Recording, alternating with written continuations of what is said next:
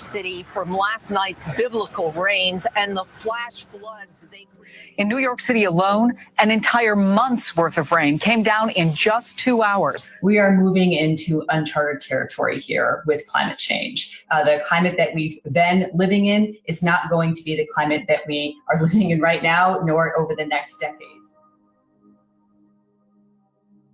An intense rainstorm in Spain has led to severe flooding. Streets were turned to torrents with a powerful stream of water swallowing up cars, furniture and trees. An intense rainstorm which swept everything in its path, including these cars and these outdoor chairs. The flash floods hit the Spanish town of Alcanar, located about 200 kilometers south of Barcelona, on Wednesday. It's the latest in a series of major floods across Europe this summer, and scientists warn weather events will continue to become more extreme.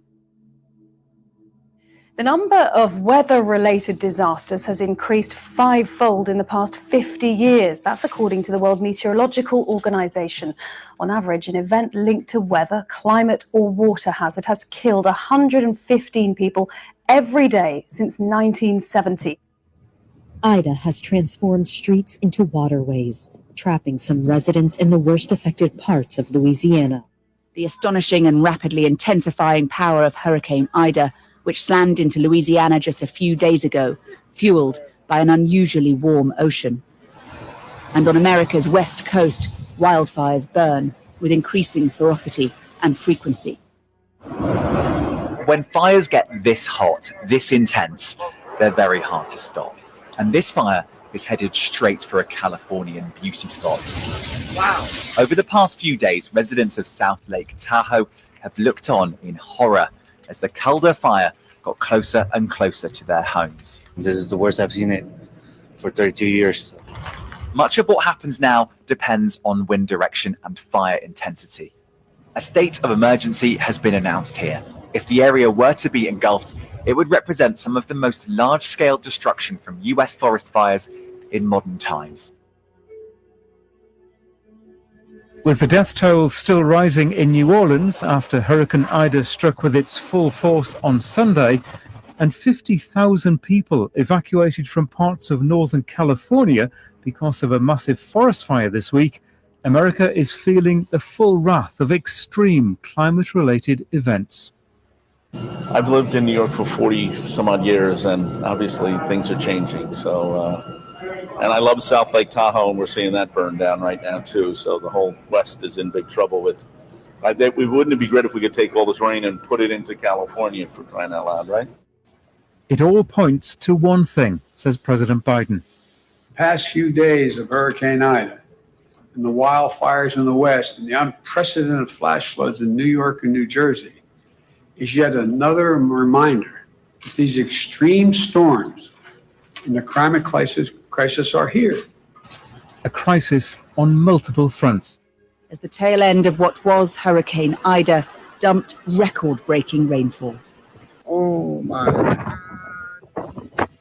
Oh my God. It was stuck. The National Weather Service declared the city's first ever flash flood emergency. Many could hardly believe what they were seeing. For the first time in recorded history, the National Weather Service issuing a flash flood emergency for all 5 boroughs of New York City. More than 7 inches of rain in just a few hours. After unprecedented storms left at least 50 people dead. Look at that tornado! The warnings had been there. The storm was coming. But there was little that could be done to protect from Ida's wrath. New Jersey is not tornado territory. It seems now to be so devastatingly regular, yet more extreme weather. Multiple states of emergency declared, records broken again. Turning major roads into rivers and stranding cars and lorries. It is a similar story in Philadelphia, with water as far as the eye can see, engulfing communities. But it wasn't just the volume of water, it was the speed it came. Highways overwhelmed in minutes. And the railways too.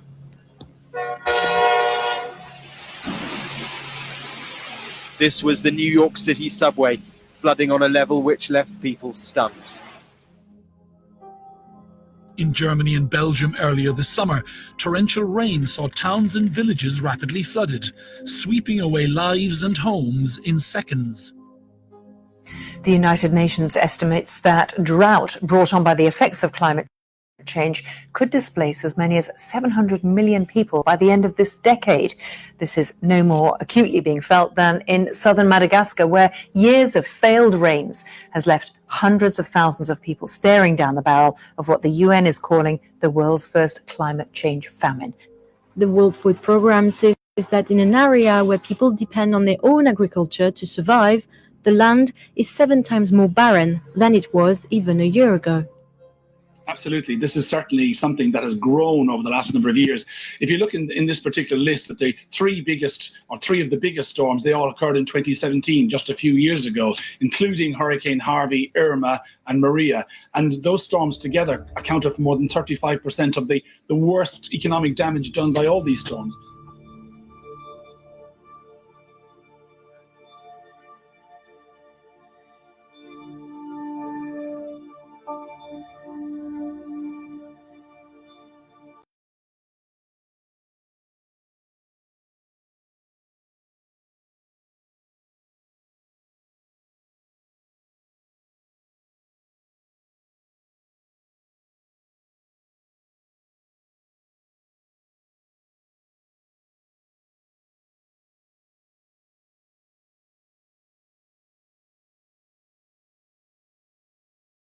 If this can happen to me, I promise you, it can happen to anyone.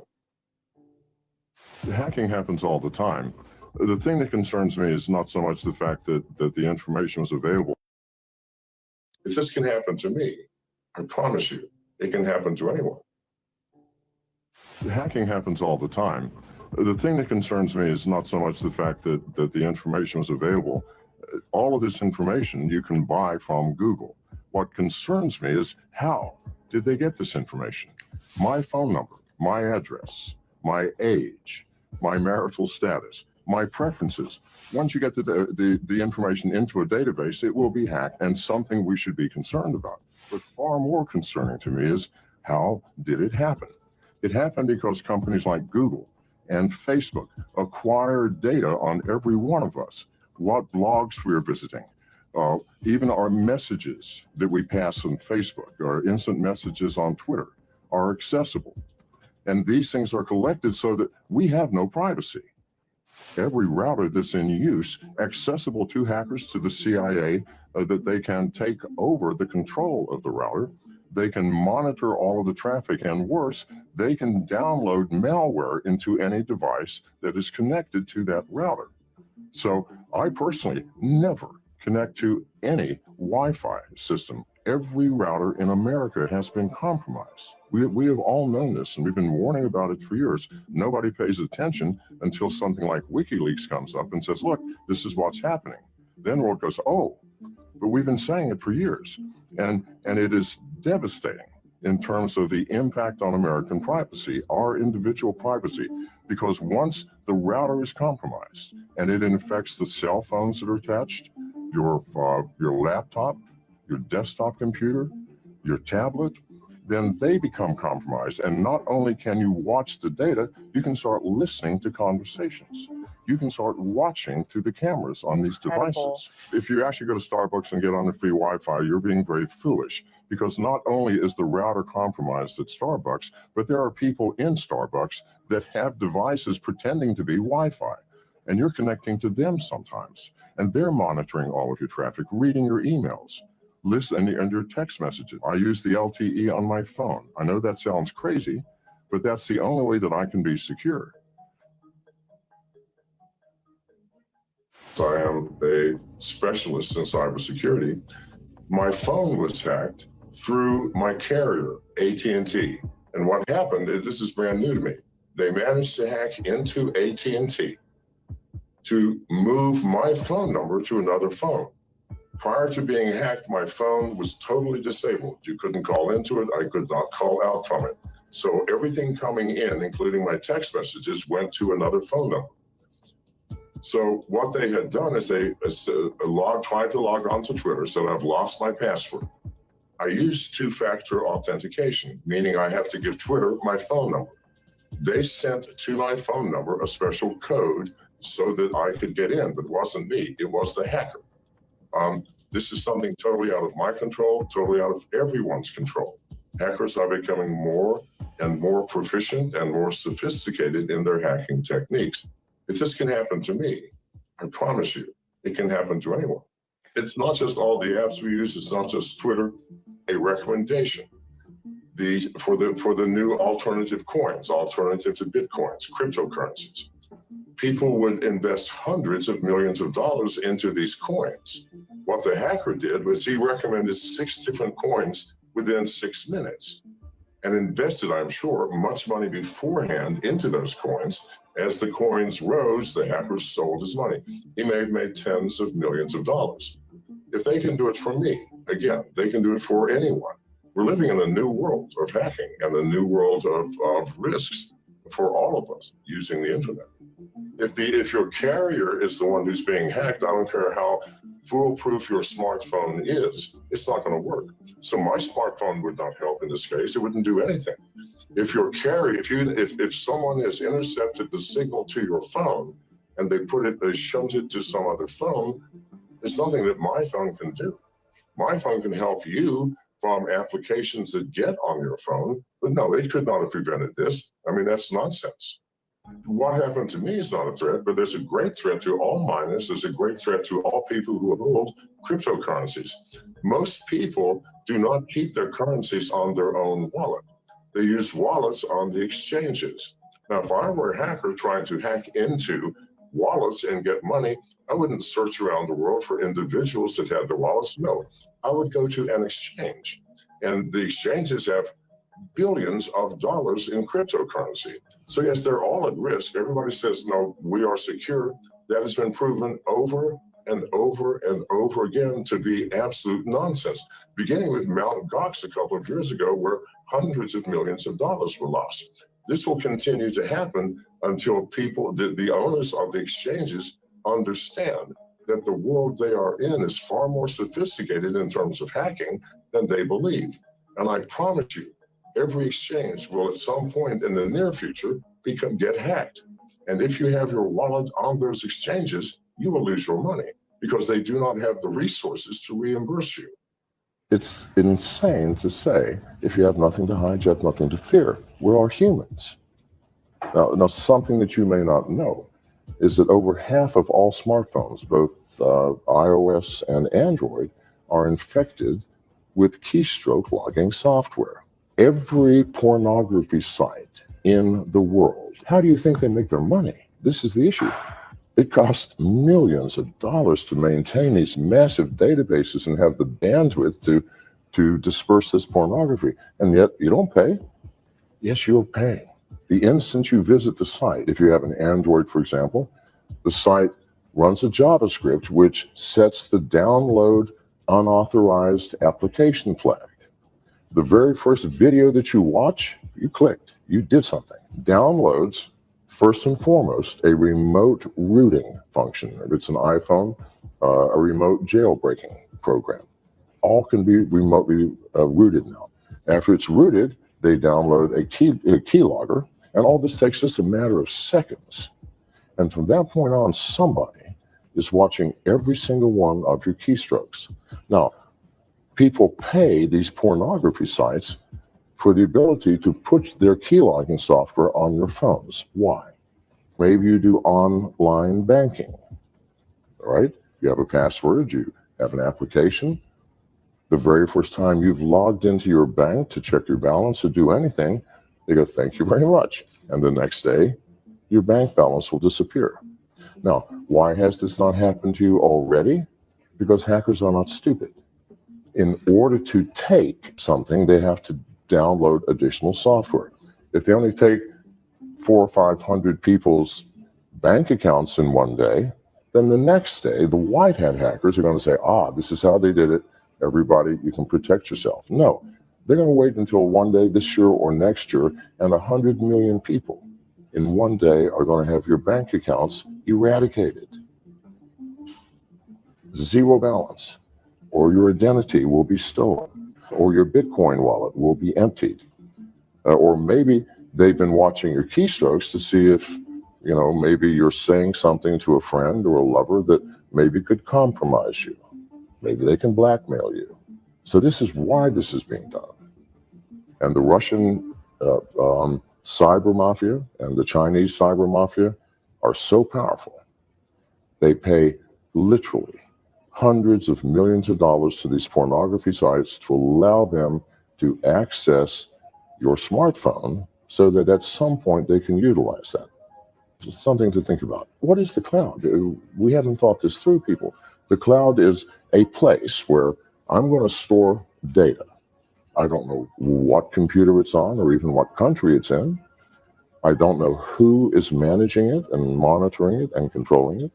I don't know what type of security facilities you have. I know nothing. And I'm willing to put my valuable data there? No. Why would we do that? And why do we use the cloud? We use it because it makes life easy. I can access my data from anywhere and from any device, on an airplane, my smartphone, my laptop, who cares? It would have to be a new type of cloud, a cloud that you, as the user, have control over to the extent that you get to choose the location of your data. The ridiculousness of wallets, keep in mind that if you've been to a pornography site, someone's watching you anyway. As soon as you install the wallet, you just gave up your wallet to any hacker who wants access to it. To keep the wallet on any intelligent device, whether it's your laptop, your desktop, or any mobile device, that's insane. It will get stolen. The world is changing rapidly. The entire world is teetering on the edge of a cliff, dangerously, where we are allowing these devices to basically become our masters rather than the other way around. And these devices are spy devices. We buy them so they can spy on us. And that's creating a great deal of danger. It would be a horrific world. It should be waking people up. But instead, we're still drawn into this tiny little colorful, entertaining screen. Most secure it's this one, the one that I carry, and it's the Samsung S7. And the reason is it is the only phone that cannot be remotely rooted or remotely jailbroken.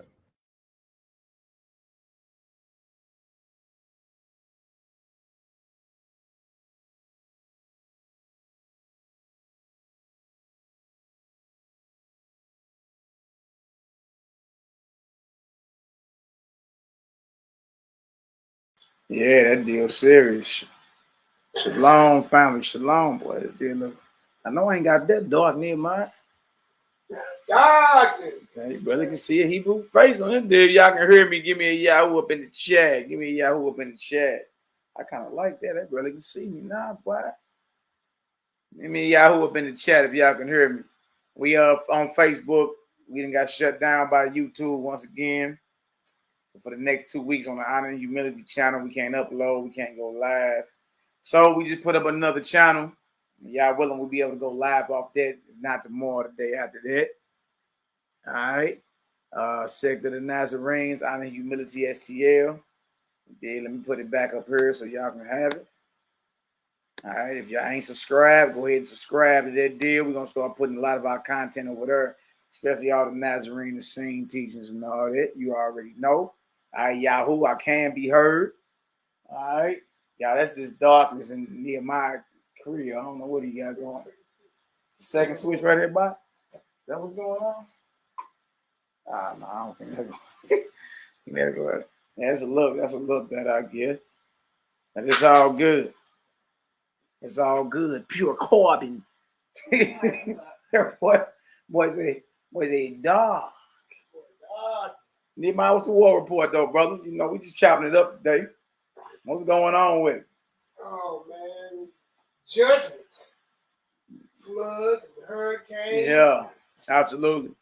Crops, everything going down. Crop failure and everything. And look, don't be scared to call it what it is. Mandates, boy, I ain't never got so many requests about exemption forms. Vaccine exemption forms. And be careful, y'all. Even if you submit the one you got, right? Because there ain't no mandate on what form you submit. If they try to make you sign one specifically from their office, what I've been reading, everybody who sent me one, they are changing the policy in that exemption. They call it exemption form. But when you look at the bullet points or when you read the fine print, they're changing the policy. Wow. It's saying exemption at top. Yeah. But then it says that if we decide to accept it, there you go. Then it's not exemption for it because it's still based on if they decide. And then after that, it says that if it's a problem too much for the company, they can terminate you. Look at that. That's how they rewrite the policy. Look at that. And by you signing it, you okaying the terminology in that letter. Look at that. So if you sign it, they say you have to sign it. You sign it. I, your all caps. I, your name, do not agree with documentation or the words in the document. I took that out today. So they saying that you saying they making them sign something that they're providing, not that they've taken down to the HR themselves to be exempt from the vaccine, the so-called jab. So they taking ours. They still want you to sign something of theirs because that way you're giving them the okay to yes or no your exemption. So you give them your exemption, they gotta take it. Right. But with signing theirs, they it gives them an option to yes or no. They counter it. They serve you back. You playing ping pong. Yeah. They serve you back with it. And then they can terminate you based off of it because if there's too much of an issue or too much burdensome on the company, then they can get rid of you for that. Nah. Yeah, man, look, they calling this thing, my mandate. I was saying last night that eventually these exemptions that we even going down to HR filing, eventually that ain't gonna work either. Feel me? Like it's all coming on an inevitable head-on collision with the Prince of Darkness. Right? We can soften the blow all we want and try to, push it off, for the near future, whatever. Eventually you gonna have to cross that bridge. Eventually you gonna have to make a stand and be like, no deal. Right? Now trip off this. I was talking about it yesterday. It's a Gentile that plays quarterback for the Minnesota Vikings named Kirk Cousins. Right? Now he makes millions of dollars throwing around the football every year. Millions, right? And guess what he done told his team? I'm not taking no jab. And I don't care if I play another down in football. All right? He like, but he's willing to walk away from millions of dollars, endorsements, guaranteed money. You see? Now how a Gentile who don't even or not even one of you, he willing to say the hell with what I got going on. I'm not going against my morals, against my convictions. Because when you come down to what you believe is who you are. Anytime somebody can back you up off that, you understand? For the sake of what? My mama biscuits. My job. My benefits. Well, this heathen is willing to walk away from millions of dollars, tens of millions of dollars this year, playing a game. You understand? That I'm pretty sure it got to do with his livelihood. I mean, come on now. You're talking about tens of millions of dollars. And he's saying, look, I don't care if I don't play another down in the NFL. I'm not going against my convictions. I'm not going against my beliefs. I'm not getting vaccinated. You see that? And what I'm saying, at that point, it's beautiful how the Most High get down, because at that point, we don't got no excuse. Ain't none of us listening making nowhere close to what he made. And he's willing to walk away from it all. That should tell you exactly. Should tell you something. What else we know about this? The graphene or graphene oxide is in this so-called vaccine. Y'all need to look that up. All right. A lot of videos been out there to show the people that's been actually jabbed up how they're magnetized. Metal been sticking to them just like it's been sticking to the raw flesh. in the grocery store. There's something in there called luciferase. I mean, what else you need? Patents on it. They got 666s in it. Read bullet point number 2. Read the title of it. That's the actual letter of one person I got. Declination. Declination of COVID vaccine. Yeah, we're going to piss off the right people. They probably take this down too. All right, now look at this. Read bullet point 2. Bullet point 2. I also understand that my request for an accommodation may not be granted. Ooh-wee. I also understand that this is the form they're giving back to you once you submit the form that we get. You know, standing on your religious exemption, right? Your right not to be jabbed, which is lawful, right? So this is what they give you back, all right? I also understand they want you to sign this. I also understand that my request for an accommodation may not be granted if it is not reasonable or if it creates an undue hardship on my employee. Termination. Wow. So now what you want to do is what they perceive as a hardship for them to have to deal with. Bye-bye. And you sign that you okay for them to terminate you. That way you can't run the unemployment. You can't run to nobody for no subsidies and nothing. You can't even sue, right? Because of the fact you can't even ask. Because you signed your rights away. Do not sign. If you sign, please sign it correctly. I sent you that thing earlier. I underline your name. Sign it, but you tell me that you agree. There's nothing in this document. Yeah, so Nehemiah is saying sign it, but sign in a way where you're not liable. Being coerced, or you under duress, under the threat. Threat, duress, or coercion. Yeah. Threat, duress, or coercion of determining. In other words, I'm being intimidated to sign this. I'm not held liable. Without prejudice is another term. Or without prejudice. I mean, without prejudice. You dig? That's a simple. Under threat, duress, or coercion of my livelihood being threatened. Ooh-wee. How y'all feeling this evening? Though all praise and glory now to the Most High. Me and Nehemiah decided to get on here and chop it up. For y'all that don't know, let me put it back in the chat for y'all. For y'all that don't know, let me go ahead and put this in the chat in the actual group and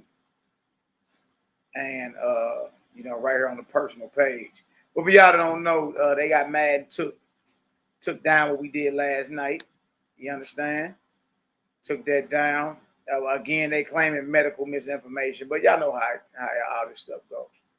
You feel me? Again, the lady that we played is a PhD, had a guy or has her PhD in what, Nehemiah? Hey, look, in medical, medical germs, medical, what's that called? Molecular biology or something like that. Yeah. So she deals with the very things like viruses, vaccines, and contagions and diseases. She on that deal. She actually sat in front of the House of Representatives on that HH 4471, right? And sat down there and told them, man, how off they are. That they are not acting on true science. That what she said, boy? Yeah. Hey, you're not acting on true. Break that down, Nehemiah. What all you get out of it? So basically, one, when you have a vaccine, right, you have to have antibodies. They test that stuff on monkeys and livers and stuff like that, which don't have antibodies in their cells. So it's a hosting ground for that type of stuff to grow. You see what I'm saying? But then the whole thing is, unlike how it was with smallpox, right? Smallpox didn't have a contamination of like dealing with animals. I sent out a video earlier this week about how they're now starting to vaccine zoo animals. If you don't vaccine, say you got vaccine, but your dog, your cat in your house, or your bird, or any of them don't have no vaccine, you still can get it. You know what I'm saying? Because the virus can rest what? In them. Because why? That's the type of virus that a common cold is. If you look up, I said that out again this week. If you look at the 1989 medical journal, coronavirus ain't nothing but a common cold. Yeah, exactly. It's a common cold. Exactly. That's why flu went down 90% and corona went through the roof. The flu disappeared. I would say the flu disappeared. All but disappeared. And Christine reports talking about that. You don't even know that when you constantly taking that shot for the flu shot, you weaken your system even more. You see what I'm saying? To make yourself more contaminated. And then also what she said, if you take the jab for the coronavirus, right, and then it changes to when you have the Delta variant now. Yeah. You are more susceptible. Exactly. You know what I'm Exactly. saying? Exactly. To worsen. Exactly. So in other words, this thing done mutated, right? So the very so-called jab that you've been taking, you understand? The quote unquote to prevent it, but look, she also said that it don't prevent the spread of it. It don't. So why are you taking it? The whole it has narrative. a 90+% recovery rate. Actually, it's more health. I sent out a news article about Yeah, that. you've been on it, boy. Hey, your finger been on the trigger this week. What? This week, but man, look, your natural body immune system builds up natural antibodies to fight what you would call the common cold, the flu, all that natural. Absolutely. You know what I'm saying? You're fearfully and wonderfully made. You're fearfully and wonderfully made. Absolutely. But when they get through sitting here putting all these DNA, gene splicing replicas, mercuries, all this stuff in your body, it turns down your immune system. Making you more susceptible to more disease, more problems. And that's what's going to kill everybody. They'll come back, you'll see one of the commercials. If you ever took the COVID vaccine, please contact our law. Right. I'm telling you why. Right. But you're going to be too mad to collect. Yeah. I'm telling you. Yeah. And you got to understand, you've been dealing with Big Pharma a long time. With everything that the Most High gave you, that the earth can cure you. But look, my thing is where everybody's faith at. Where your belief at, huh? You understand? Like, look, these is exciting times. And if you truly believe in the testimony of Mashiach, he said, look, you got power. Matter of fact, let's hit that real quick. Let's go to this Luke 10. Let's go ahead and bring it on in. You understand? Let's drop these hammers real quick. Go ahead and share these scripts. Everybody claimed they believe. See, and what I was going over yesterday, he was showing. Even look, it was the same law in the prophets. What in the Messiah's day? In his day, he had the same law and prophets written down that the so-called religious leaders of his day had. Correct? Right. And but then he said, "What? You are your father who? The devil." He said, "I do what I do, or what I've heard from my father, and you do what you do from your father." Right? He's letting it be known, just because you have the same book does not mean you worship the same mighty.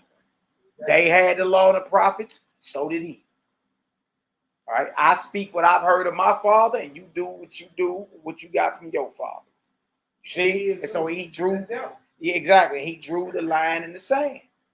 All right, so look, lately we've been coming out telling people what there are two forms of worship being propagated in what you call the law and the prophets. You understand? There's a way of life and there's a way of death.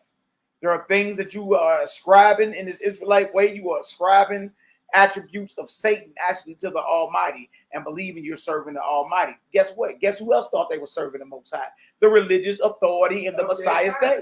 They thought they were serving the Most High. And guess who the Messiah said they were serving? The devil. Your father. The devil. That's no easy way to say it. You understand? Called him a liar, lustful, murderer.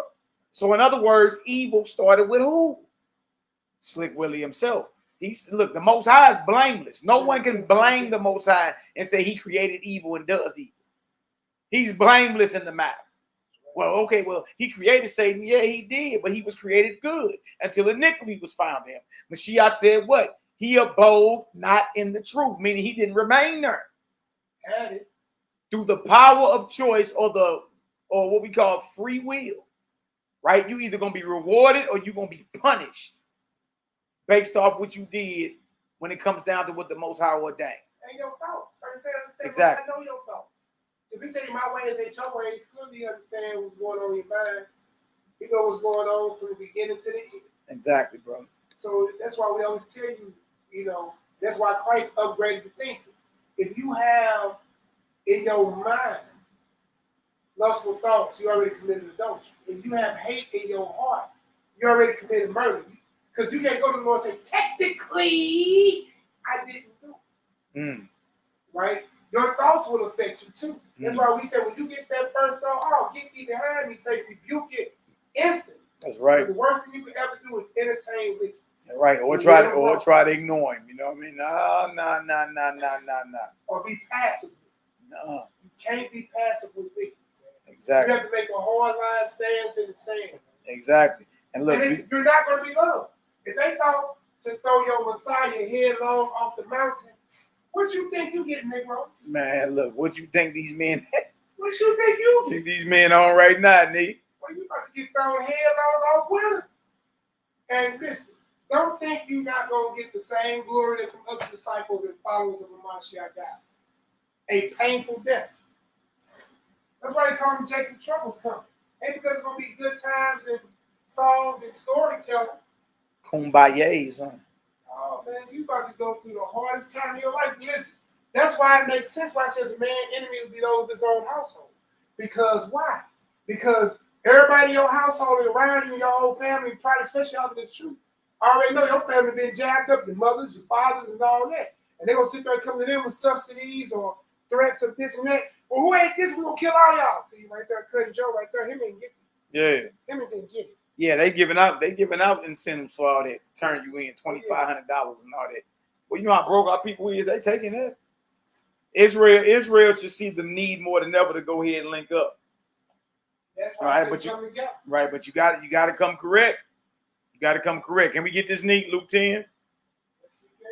We're gonna read 1 and 2, then we're gonna jump down. We're gonna jump down to like verse 9. All right, so we're in Luke 10, verse 1. It's up on the screen. Y'all should be able to see that. Let's go ahead and eat. We just chopping it up a little bit with our people this evening. You understand? Love y'all indeed in truth, peace, love, light, healing to the faithful elect. Believe that, know that. Believe that, know that. We in these last hours. It's very exciting. The hard line stands on humility and took, despite what any mumble mouth Negro gotta say is, look, dedicate these vessels completely over to the Almighty. You are living in a time where they are manipulating germs. They are playing with germs, germ warfare. These heathens got a patent on the very virus and the very vaccine or jab that people are lining up in droves to get. All right, it's time for you to call a spade a spade. All right, link up and hurry up. That's what time it is. And now is the time for you to dedicate everything that is you, your mind, your body, your spirit, which belongs to the Almighty, completely over to Him. Stop throwing down your throat the things that cause taboo, the things that can enable this so-called Delta variant. They vaccinating the animals, and let you know the animals are carriers. They're carriers of of the it. disease. Exactly. Yeah. So bring it out, Nick. If you're putting diseased animals, why is your temple an animal graveyard? Why is your temple an animal graveyard? And God destroyed the temple and accepted blood and flesh. That's been done away with for 2 millennia. Why are you still putting dead animal flesh inside the temple of God, aka your body? Time to let it go. You understand? I want to hit that too, about how he look. If you're going by the flesh laws, you got to go by the whole thing, don't you? You know, I speak that. Yeah, I want to go over that today too. You understand? Because a lot of people ain't realizing that. All right, you claim you got Most High said I can chew on this type of flesh and not chew on this type of flesh, y'all. But you're not understanding that the priest, since you going by flesh laws, the priest had to put his hand on it. That's right. All right, and it had to be handled a certain way, ceremonially and ritualistically, or that's considered unclean, aka food sacrificed to idols, and you're cut off. All right, y'all, you and there. What priest? What priest? What door of the temple? What altar? You going to the grocery store to grab this? You see? So it is what it is, brother. I got a lot of information, especially the more what I want to bring out, bro. I got some very, very thorough, in-depth understandings. Look, Messiah is called a Nazarene in the Bible, Matthew the 2nd chapter. So now you should ask yourself, he ain't just an Israelite, he's a Nazarene. He's out of the sect of the Nazarene, all right? Which is like the northern branch of the Essenes. All right. So you never ask yourself, well, how did they eat? What did they do? You just assume they was chewing on dead animal flesh.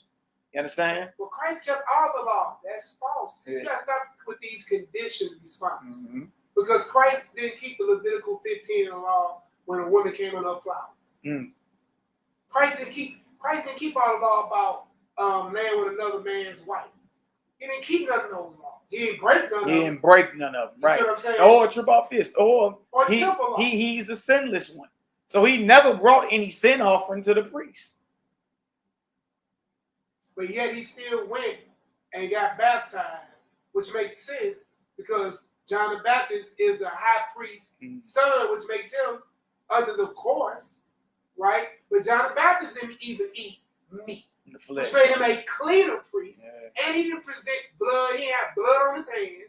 So he wasn't presenting blood at the altar. Right. So he was a sinless priest, especially compared to the ones that was there. And presented the sinless one right before the Elohim. Yeah, look, that was totally against the slaughterhouse that was going on in Jerusalem. That's why he was in the wilderness. Totally, all you gotta do is do a little history on it. You'll see these brothers never chewed on the dead animal flesh. And any of his disciples, once they saw follow him, they stopped as well. They got up off him. You Which means understand? you can get up off Yeah, exactly. And go and sin what?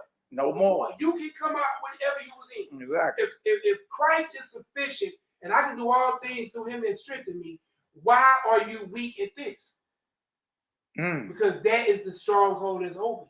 If a man mad at you because he wants you to eat better and he wants you not to, drink like you did and put you in places that you've been before, you know what I'm saying? Might catch yourself in the lap somewhere.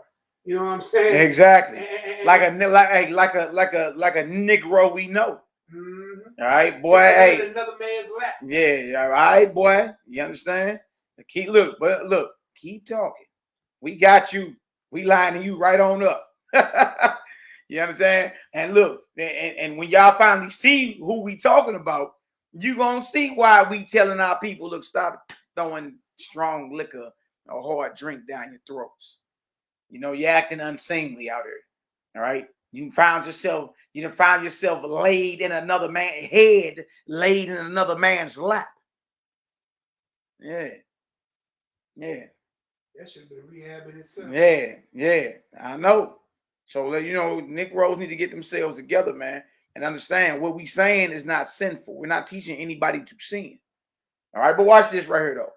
Watch this. None of these things that's in the earth has authority over us. All right? Has authority over us. I don't care if it's a sickness. I don't care if it's a plague. I don't care whatever people saying, they diagnosis, they prognosis. If 2 or 3 of us touch and agree to see it destroyed, it will be destroyed through the eternal spirit of the Most High. But you have to be a clean vessel of righteousness yourself. Exactly. You know what I'm saying? The greater the sacrifice, the greater the miracle. Exactly, Exactly. And Christ gave the ultimate sacrifice. Exactly, brother. Because he told me, can't nobody take my life unless I did what? I lay it down. So I'm going to lay it down. You ain't taking nothing from me. You ain't taking nothing from me. Exactly. I mean, you committing murder. I'm telling you, you really can't do it if I ain't wanted to. That what he said, boy? Well, that's what I read under the line. All right, come on, let's get her done. We in Luke the 10th chapter. We're going to read 1 and 2, then we're going to jump down to 9. Let's get it, bro. Luke 10 and 1. Yeah. After these things, he appointed other 70 also, and sent them 2 and 2 before his face in every city and place, whither he himself would come. Because Mashiach had more than just 12 students or 12 disciples, right? He had an additional 70. So he's a master teacher. He has over 80 students. He has over 80 students being initiated into the Nazarene way. He's a master teacher. They called him what? A rabbi. All right. Now, it was many other master teachers in Israel. You understand? And so once you find out you an Israelite, now you got to figure out, well, what master teacher or who is the master teacher that I'm following? All right. And y'all, all you got to do is do a little research. And look, we've been bringing it out on the channels. All right. The Nazarene way is the way. That's the way you go. That's the way the Messiah lived and ordained and even died for. And the brothers that followed after him. YHWH'S, James the Just's brother, Peter, John, James, all the ones, Andrew, Bartholomew, Thomas. You did a lot of the brothers that was right behind him and sisters. By the time Acts the 2nd chapter came, it was 120 of them. They called that the original Yahshua movement. 120 of them was up in that upper room when them fiery tongues came. All of them were in agreement. All of them were given the keys to the kingdom of heaven to understand what should be taught and edified. Now, the thing is, why is it they're barely mentioned in the Bible? Why is it? In the totality of the New Testament, they're barely even mentioned. Verse 2, what does it say? Therefore, said he unto them, the harvest truly is great, but the laborers are few. Pray ye therefore the master of the harvest, that he would send forth laborers into his harvest. Absolutely. Laborers into this field to labor for the coming kingdom. All right. So we pray that the Most High raise up, in other words, raise up brothers and sisters who are sincere. All right. Right. Not for other students, actual laborers. Exactly, brother. You know what I'm saying? Once you go through the training course, you got to go out there and labor. Exactly. So in other words, we're not looking for students, are we? We ain't looking for students. No, man. We looking for brothers and sisters. You got to learn. We understand. Yeah, we looking for brothers and sisters to fellowship with. All right. Once you learn the basics, it's time. Look, we can get together. We get together in fellowship and glean off one another. Because the Ruach HaKodesh is going to deal with each brother and sister based off the proportion he's been given. That's how he's going to deal. So we can always glean off one another and learn from one another. The totality of the new covenant is that no man should teach you. That's the totality of the renewed covenant. All right, jump down to verse 9, Nehemiah. And heal the sick that are therein. That's right. And say unto them, the kingdom of YHWH'S. That's right. Is coming nigh unto. Not sure about this. There's another aspect of the Nazarenes, and these brothers were healers. These brothers and sisters were healers. All right. Not only through the physical, not only through the spoken word of the Most High and laying on of hands, but also when it came down holistically to the medicines of the earth, what to eat and what not to eat. Because believe it or not, a lot of the diseases that we have in our bodies are actually food-borne. All right. So part of the healing is to instruct the people to stop eating what's dead. What are you doing putting death in a life body, in a living body, a living vessel? Right. That's a commandment. You are commanded to teach people, or you are commanded to go out and heal. And in that, when you healing someone, they're learning how to heal themselves. Ooh, guess what I just said? Come on with it. I'll bring it up. How you been sent out in order to raise the dead, but you eat dead? Oh, wait, boy. Bring that on out, boy. That just hit me in my spirit. How are you commanded to go and raise the dead, but you're consuming death? But you're consuming death. It don't work like that. It don't work like that. Same way with your car. You can't put, once the oil life run out, the velocity of the oil is no good. That's right. You got to put living oil or oil life back in. That's right, bro. Same oil with antifreeze. Same thing with Freon. Same thing with, even the mechanics run on living. That's right. Oil. That's right. You know what I'm saying? Living. Living. The key thing is living. That's right. Live. Something has velocity to it. That's right, brother. You know what I'm saying? You can't operate on that. Leave that dead stuff inside your car and watch how long that car runs for. And that's mechanical. What would you do with something that's now bio? And you a whole electrical nervous system on a whole DNA level. You know what I'm saying? And you got to think that your creator was so perfect in his dealings that he typed your whole genetic code and put something so small it's invisible to the naked eye. Exactly. And you let these heathens put something in your body that changed that very code your creator gave. Don't make no sense. They had a movie called Weird Times. That's what I think I'm saying. Hey, so again, what Nehemiah is saying is very powerful. Very, very powerful. Because again, why are you putting death in a living body? How do you expect to get life from consuming what's dead? All right, this message is very radical. It offends a lot of the mumble mouth men and women in these hours. Look, we don't care though. We've been convicted to bring out under the utterance and unction of the Ruach HaKodesh to tell our people, look, it's time to go ahead and turn around. You're in the age of the COVID-19, the mask, the Delta variants. You're in the age where they got patents on the very viruses and the so-called vaccines. You're in an age where death is the norm. All right, well, stop eating.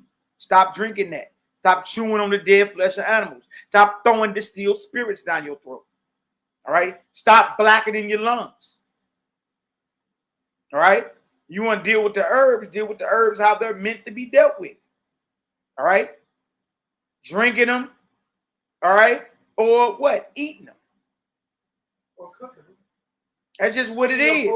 Put in your bread. They are there to be prepared, correct? Yeah, put them in your food. All right, so look, the thing is, there are things and there are ways, all right, in which we have adapted that has completely shut the doors of the kingdom of heaven that's within us. All right, the kingdom of heaven is within you. Right? Your mission is to find the Garden of Eden within. Find the kingdom of heaven. Find the temple of the Most High. Reside there. And Find the guy within. right on within, boy. Tell me you need to go on a vacation. Everything is within. All right. Tia Bo, Shabbat Shalom. I see you in the building. What up, man? What up, Mike? All right, come on, Hebrew. Let's get her done. 10. Jump down. You read 9, didn't you? Yeah, give me 10. 10 through 12, and then we're going to jump down to 17. But into whatsoever city ye enter, Yeah. and they receive you not, go your ways out into the streets of the same and say, even the very dust of your city which cleaveth on us, we do wipe off against you. You see that? So look, y'all, one thing we got to understand is this. What we talking about ain't for everybody. The message of the kingdom of heaven, it ain't. I mean, everybody can hear it, but will everybody take heed? Everybody want heaven, but nobody want to die or stop eating. Understand that. Understand that, right? These people are not speaking against Malaki, Nehemiyah, YAH'KI, Young Yeshua, and Darius, and the entire brotherhood, which include our sisters as well, that's out here getting it in, right? Absolutely. No, you're speaking against the Almighty. And believe it or not, there's been a lot of brothers that's been raising, coming against the sisters too. Mysteriously pop up sick. You understand? Like, look, because look, y'all not speaking against us. All right? So look, y'all, look, dedicate your mind, body, and spirit completely over to the Almighty. It's that time. That's what time it is. All right? Like, look, you in the age that everybody saw was coming. So you in the worst times ever. Right? We can't afford to have that which is within us that causes taboo. That would mess around and be an enabler for this so-called variant. Nehemiah, what you think? It will be an enabler. Listen, I was just saying this earlier, just because we said it again. If you vaccinated and your animal's not vaccinated, you take them out, they run, just like they can get parvovirus, just by eating grass from outside, because other animals have had usage on the grass. Mm-hmm. That comes in your house. What makes you think if this virus can grow? They grow it in monkey livers. If you listen to Christina, that's where they testing ground is in animals, in the liver cells, because they don't have antibodies. Mm. So then, them animals come right back in your house. That was the difference between smallpox. Smallpox didn't affect animals. Mm. So it didn't have an incubation place to sit and rest. Right. Or advance itself. Right. So you could knock the people right out. But this right here is bigger than the people. Because it also affects the environment around you. Right. Like your domesticated animals. So it ain't by accident that they're vaccinating zoo animals. And pouring this stuff into the animals that you eat. Listen, this whole country was built on germ warfare. Absolutely. But you just said, and pouring this into the flesh that you are eating. Yeah. They've been doing the magnet test you was talking about on packaged meat. Yeah. And on your shoulder, because you got the jab, magnet stick there, right? And on the packaged meat, the ground chuck or the steak or whatever you going into the store to grab. The magnet is sticking to your flesh and that flesh. Man, watch our brother YAH'KI, man. He be breaking that disease and stuff down. Yeah, he do. When you look at that meat when it's dead don't stay red. Nah. Meat when it's dead do not stay red. Why do you think they try to hurry up and bury you or embalm you? Yeah. Right? Because your flesh goes into rot Instantly. So how is it when you go up in the store and that flesh looks so red? It's carbon-based meat. They doing all kind of chemicals to make that meat stay that way. Then what they do, when it don't sell in time on the front, they take it in the back, re-inject it, rewrap it. That's why you got that store wrapping on the front. Yeah. Rewrap it, put it back out there on the new shelf life. Yeah. And you buy it, bro. We all get, man, when you think back on what we did, bro, it's a miracle we did it, especially me. Yeah. A big brew, and not to have any of the big brew symptoms. Yeah. You know, high blood pressure, diabetes, cholesterol, Most High. all that, man. Most High is great, What? ain't it? Most High is great. Huh? What? Yeah. Man. Yeah. And I'm over convinced. Makes sense. And I'm hallelujah.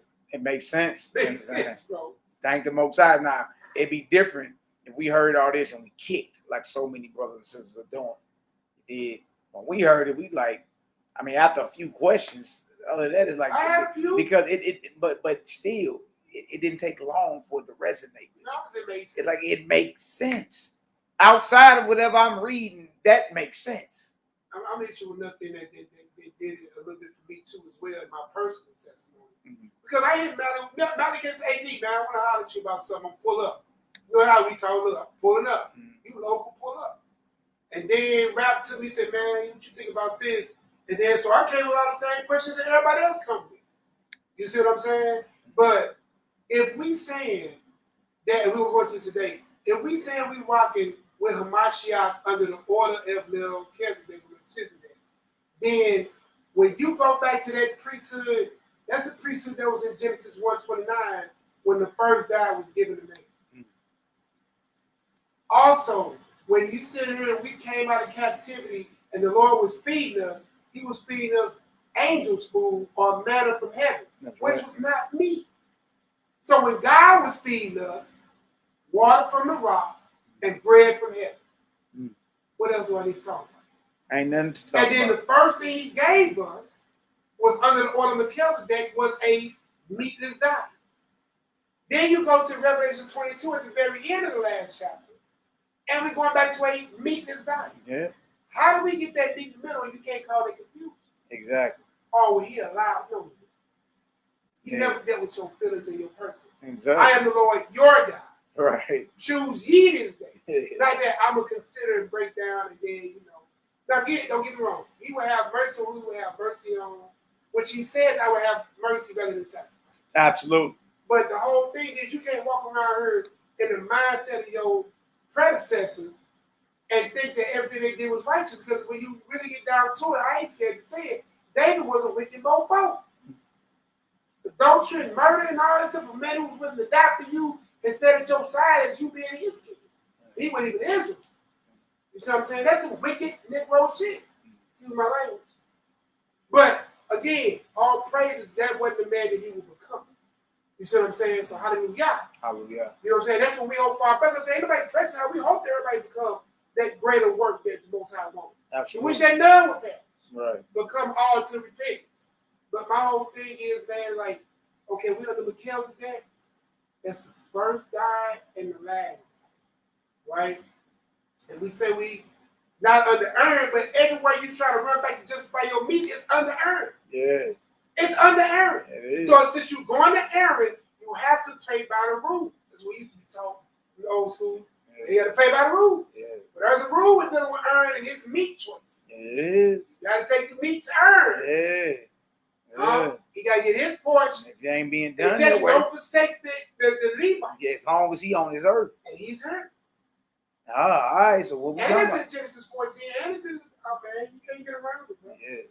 So, are you under earn or are you under Hamashiach? If you're under Hamashiach, and it's we didn't ran across it, you know, well, he ate broad fish and all that, bro. You got one witness in Luke 24, brother, and one witness can't do nothing. But there are 6 other precepts to show he wasn't even that same in that place and in that time. Yeah, the stories don't line up concerning where he was after his resurrection. You know, and look, if anybody listening, they just want to sit down and get an understanding, we can always do that. Go deep. Like, and look, y'all need to be thanking the Most High. We ain't being a bully with this information. And we could be bullies, like punking y'all behind all this. You dig? But we like, look, because we understand how sensitive the situation is. Yeah, you got to make that decision yourself. But if we're going to tell you that there's conflicts in the Bible, and here you go like, oh, no, it ain't no conflicts. I believe everything is right. You understand? All right, well, that means even when it comes down to the lion pen of the scribes, you believe that's right there. Yeah, where that happened. That's all I'm saying. It's like, look, the Bible itself tell you it's conflicting reports in it. You just got to come to the understanding. And once you understand it, all you do is decide what side or choose what side you want. The beautiful thing about this is this. With the conflicts, with the contradictions, with the tamperings, Mashiach still left the blueprint on how to teach his teachings and defend his teachings. He was the only one anointed to teach it anyway. If you're not getting the breakdown of the Torah through the disciples he breathed his spirit on, through by way of the unction of the Holy Spirit, you skating on thin ice. You skating on thin ice. Ain't none of us could afford to do that. Nah. None of us. Because ain't no holier than thou in this room, in this house, or online. That's right. Ain't no holier than thou. All of us have got by the skin of our teeth, or enamel if you want to be politically correct. The skin of that teeth, boy. Listen. Truth is truth. It's that same moment when you came into this truth and you realized that the Lord can kill you. Absolutely. There's going to be that rebuilding to you again. Could have put you down. He Absolutely. could have killed me again when I realized what I still did. Yeah. He gave me his truth, and this is what I'm still doing. Merciful. Merciful. You understand? When you got to serve. And again, ain't nobody on this channel, this platform, or none of the brothers that I know ever told you put down the Most High Christ. Ever. We ain't even tell you there's a deeper walk in it. Look, we ain't even told you put the Bible down. Have you heard us say that? No. Well, how many Bibles you see here? Right. 1, 2, But I'm 3, saying 4, we just telling and challenging our people to push on toward perfection. Push on toward perfection. Yeah. Push on toward perfection. All right. And being complacent or settled on your leads in this Israelite movement, you're not pushing on toward perfection. That's what a lot of men are mad at, because we like, this ain't your resting place. Keep pushing. Keep pushing. Look, you can put that down. You can stop smoking that.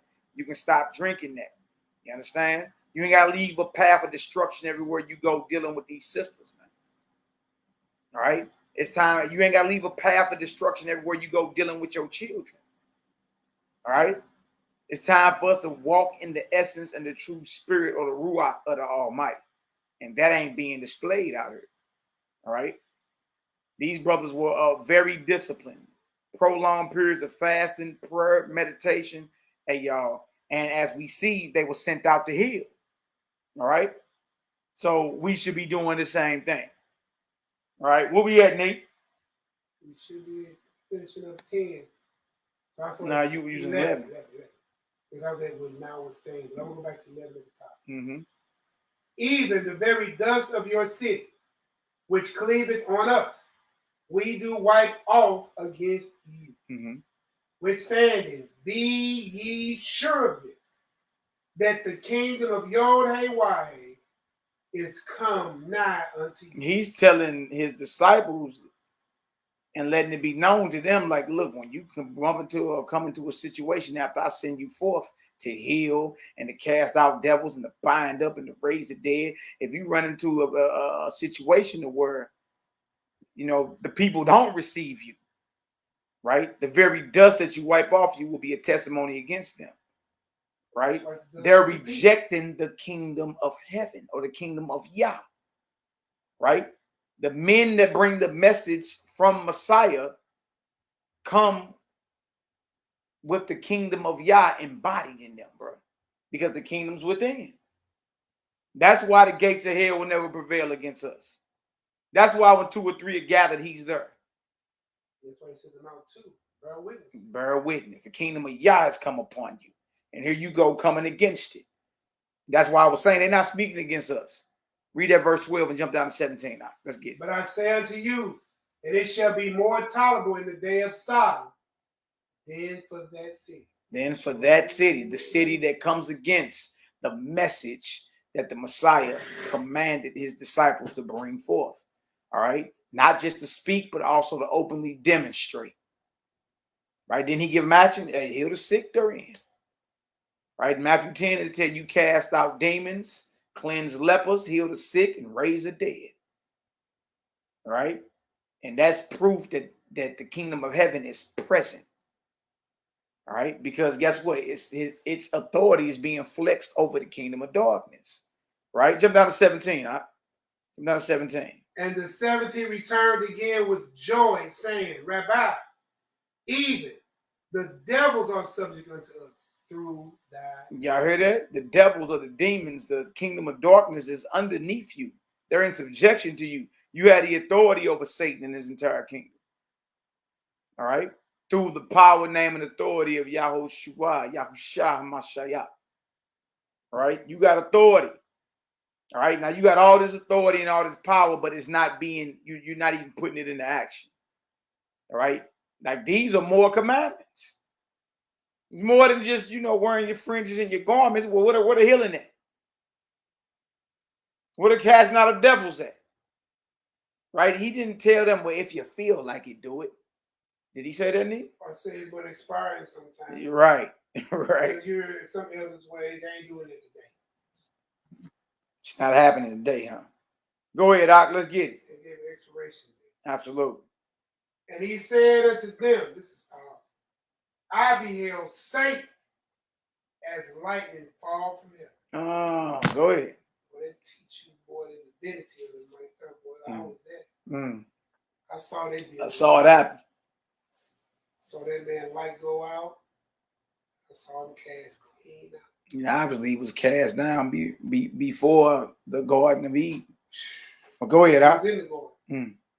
Behold, I give unto you power to tread on serpents and scorpions and over all the power of the enemy, and nothing shall by any means hurt you. So that's what I was saying, that whatever plagues or whatever unclean spirits are in this earth, unleashed by the prince of darkness and all those that follow him, they ain't got no authority over us. He said, I give you power.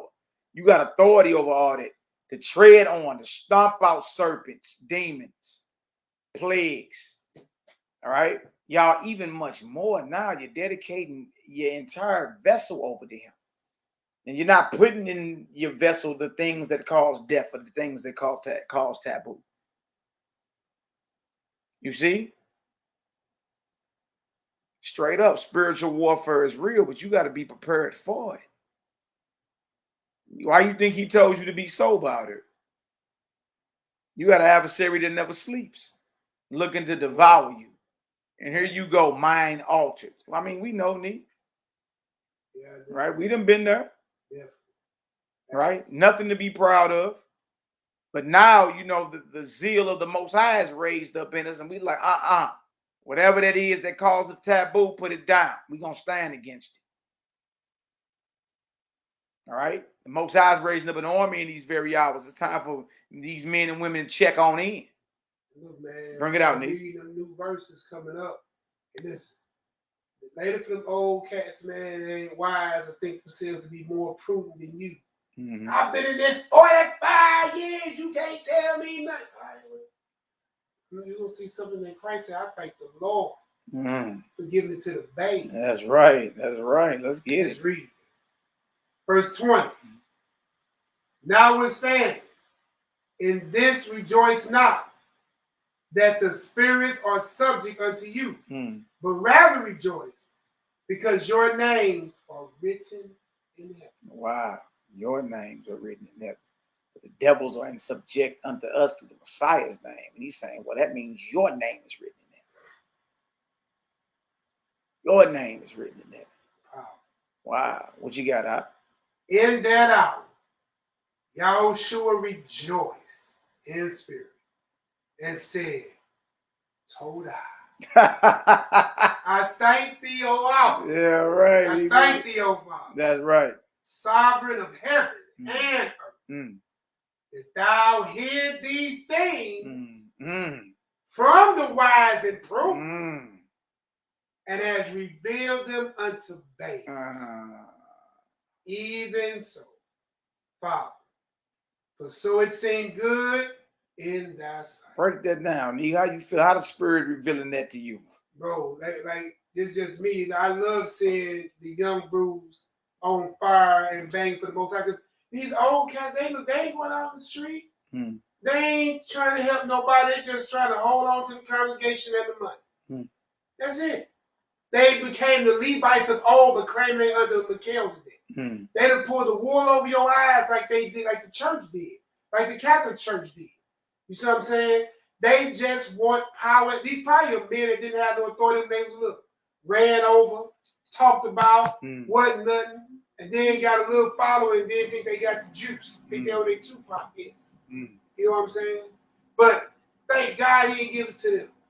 Those who claim to be more wise and prudent than us. Right. But to the babes, to the youngest. Even, this is me talking as your big bro, you know what I'm saying? We're a decade apart.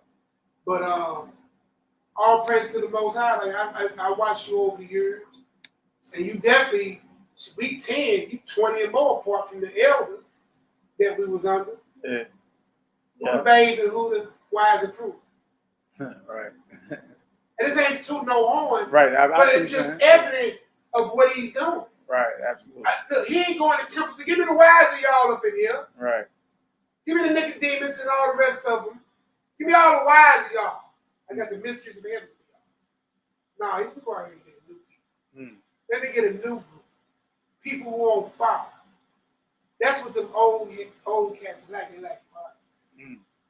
They got comfort.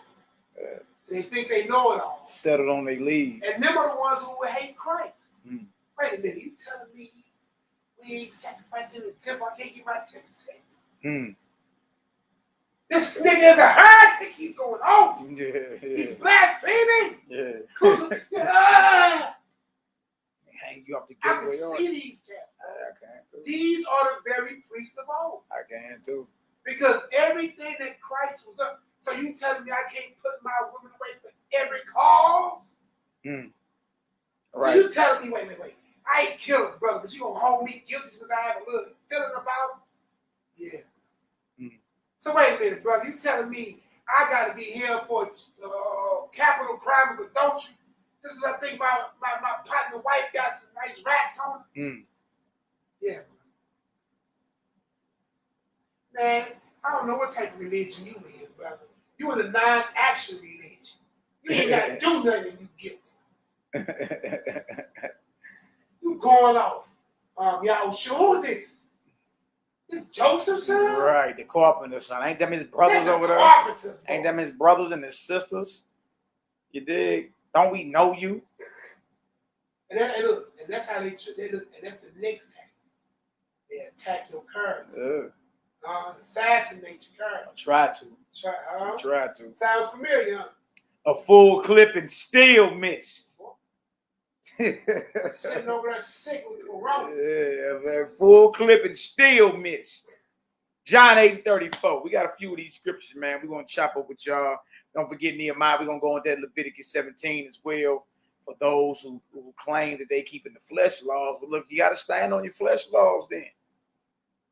Leviticus, we're going to go into Leviticus 17, Deuteronomy 12, and Deuteronomy 14, right? Right there. Look, where you think the heathen, where you think the imposter Jews get their idea of kosher from? That unless one of their priests have deemed it clean or kosher, it's not clean. Where do you think they get that from? All right. What if I told you they get that right out of Leviticus? And you follow it. All right. Now you got men, Leviticus 11, Deuteronomy 14. These are the meats that I can eat. All right. Well, that's Torah you quote, right? Well, according to the Torah law, then Leviticus 17 tell you whether it's in the camp or out of the camp, whether it's hunted or whether it's caught, you got to bring that. The priest got to put his hands on that. And if it's not done that way, you shall be cut off. And guess what? That flesh is considered unclean or guess what? Offered in sacrifice to an idol. They want you to get eaten. All right. After that, you're just going to run over to what Paul said, whatever soul in the shambles eating, don't ask no questions. And then I asked the brother and said, what law was he quoting when he said that? What law was he quoting when he told you whatever soul in the shambles eating, don't ask no questions for conscience sake? Silence. I know, because he wasn't quoting no law.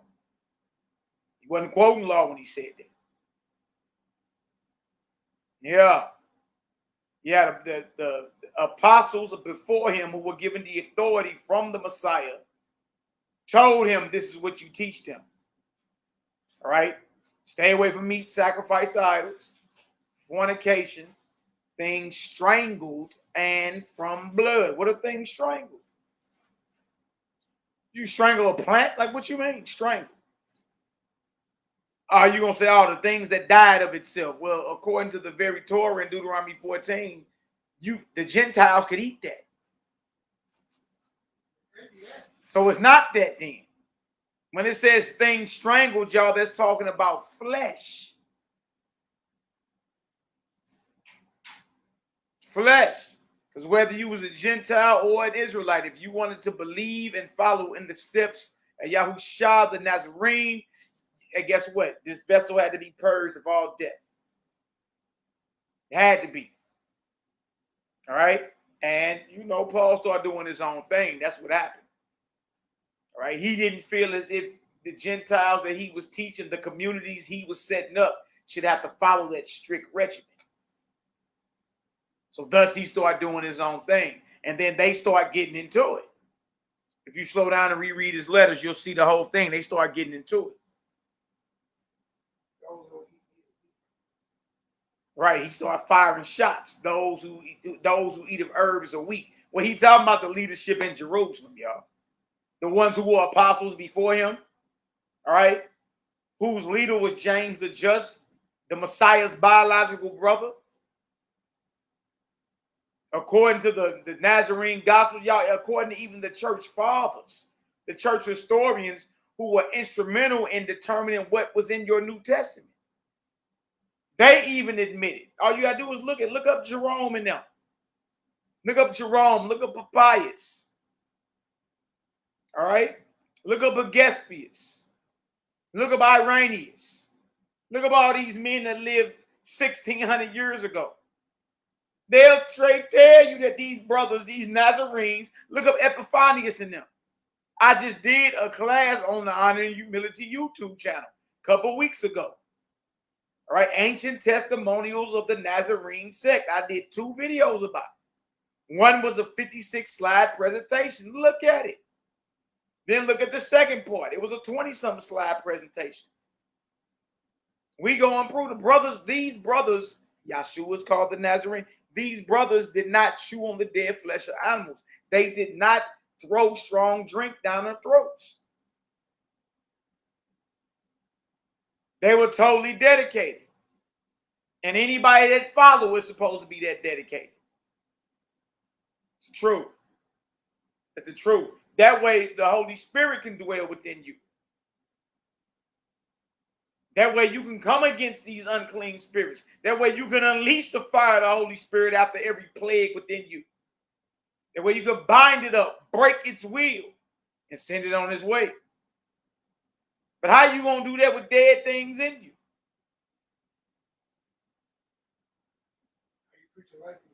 Yeah, you got to have complete faith. Absolutely.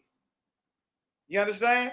But understand, if you following the way, if you're following Hamashiach, these brothers did not consume dead animal flesh.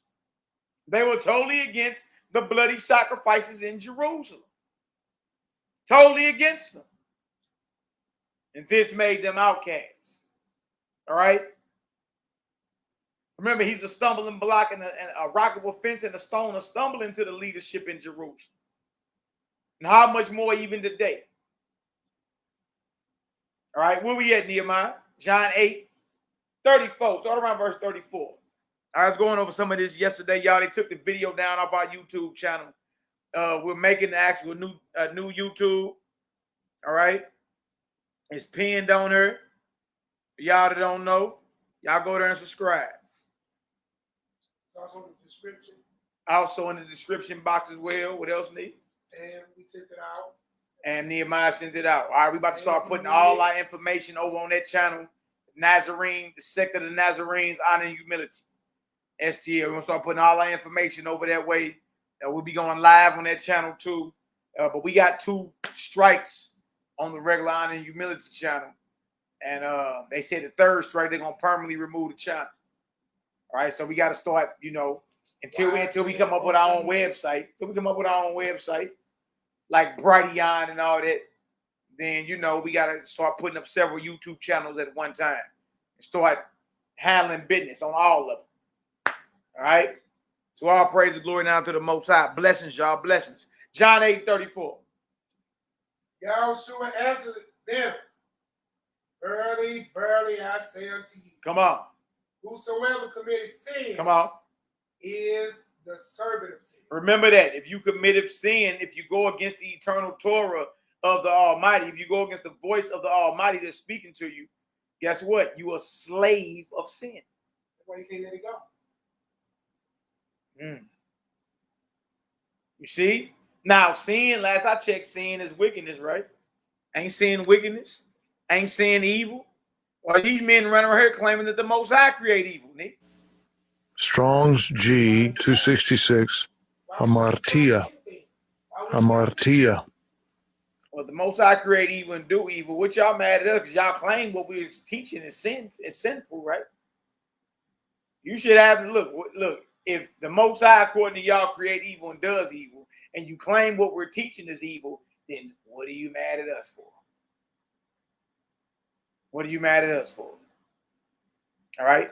Now, look at this sin. Look at this. Here's what sin is in that verse. It says, outline of biblical uses. It says to miss the mark, to error, to be mistaken, to miss or wander from the path of uprightness and honor, to do or go wrong. Look at that, Nee. Look at that. All right? To do or go wrong. Or to do or go and start doing what's evil or wickedness. The very attribute that they are saying that the Most High creates and does. That's what you're saying. So if that's the case, why are we being judged for, why would anybody be judged for being sinful? If the Most High creates it and does it. After all, they're just doing what he does, right? Oh, man. Oh, man. Everybody got a free pass then, right? But notice that. All right, whoever commits sin is the servant or the slave of sin. Verse 35, Nee. And the servant abideth not in the house forever. That's right. But the son abideth ever. That's right. So are you in the son or are you in bondage to sin? Committing crimes against the throne in heaven. Verse 36, what does it say? That the son therefore shall make you free. Come on. Ye shall be free indeed. That's what I was telling my brothers earlier today. I was talking to them. I'm like, look, I'm not no slave. I'm not cursed. Right? Once we come into the knowledge and understanding of what this is, we need to be claiming freedom. Yeah. We need to be claiming blessings, not curses. Because the bonds don't hold you. That's right, brother. The thing that got us here is the thing that keeps us. There you go. I like that. I like that. The thing that got us here is the thing that keeps us here. Look, either you free or you not. Either you free or you in bondage. To be honest, look, ain't nobody took your look. Just use us for an example. Just the current Negro in current condition. Right. If you walk in obedience to the Most High, you're a man of the Lord. You walk in and moving in your house as a man of the Lord. Your woman's good. Your children be good. Not say perfect, because you have the outside world and influences and other things going on. But what happened to us in 1619 up to 1865 ain't happening to you today. You know what I'm saying? Mm-hmm. So you can't claim that.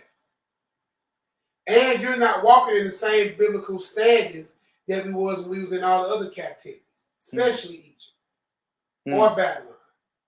Right? We still in bondage, but the worst part of this bondage, you've been in bondage in your mind, your soul, and your spirit, and in your body. That's where your slavery is. You're a slave to your sin. That's why these verses make more sense. And a slave don't abide in the house. Why? Because there are slave quarters where the slaves abide, which is out from the main house. Right. You know what I'm saying? Slave quarter. So you in sin, you out in the slave quarters. Yeah. You ain't in the big house.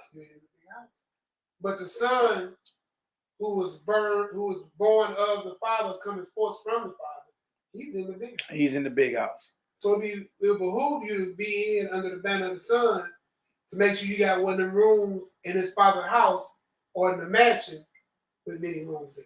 Absolutely. Makes sense, don't it? Verse 37. Look what this says. I know that ye are Abraham's seed. Right. But ye seek to kill me. Come on. Because my word has no place in you. So you see all the foaming at the mouth. You see the threats. You see the men being consumed. You see people who are obsessed with what we're bringing forth this very moment. Biting the skin off their lip. You see that? Because the word, again, It ain't us they speaking against. The word of the Most High, the word of the Messiah has no place in you. So naturally, you start thinking violence. You start thinking carnal and hatred. You understand? But even in death, we'll never acquiesce.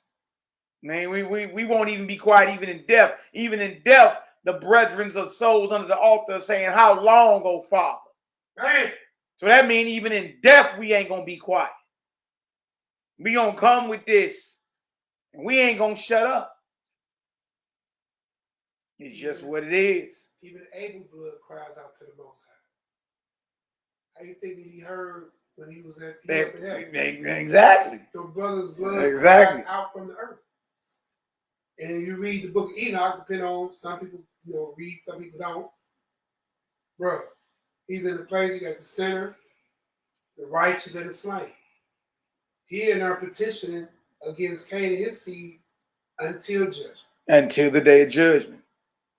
Oh, we got a problem. We got a problem, don't we? And then, when I did them other studies with them classes about abortions and all that, where do you think all them little souls at? Hey, man. They crying for judgment and vengeance. So even in death, we won't be quiet. That's what we say. Understand that and believe that. All right. Now watch this. Verse 38. What does it say? I speak that which I have seen with my Father. Come on. And ye do that which ye seen with your Father. Two different fathers. Ooh. Two different mighty ones. Ooh. Same book. Ooh. Same Torah. Ooh. Same prophets. Ooh. Same people. Same people. Even today. Same Torah, same prophets. So why is it so hard? Why is it so hard for you to accept what honor and humility is saying? There are two paths. There are two forms of worship being propagated in the Bible. The way of life or the way of death. And yes, that come down to every choice that you make. It come down to even what you're throwing down your throats. Is it about life or is it about death? You either serving the God of the living or you serving the God of the dead. Messiah said it right here.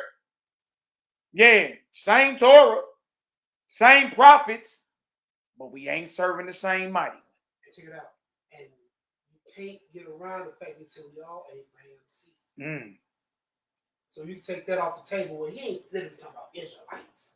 No, he broadened it.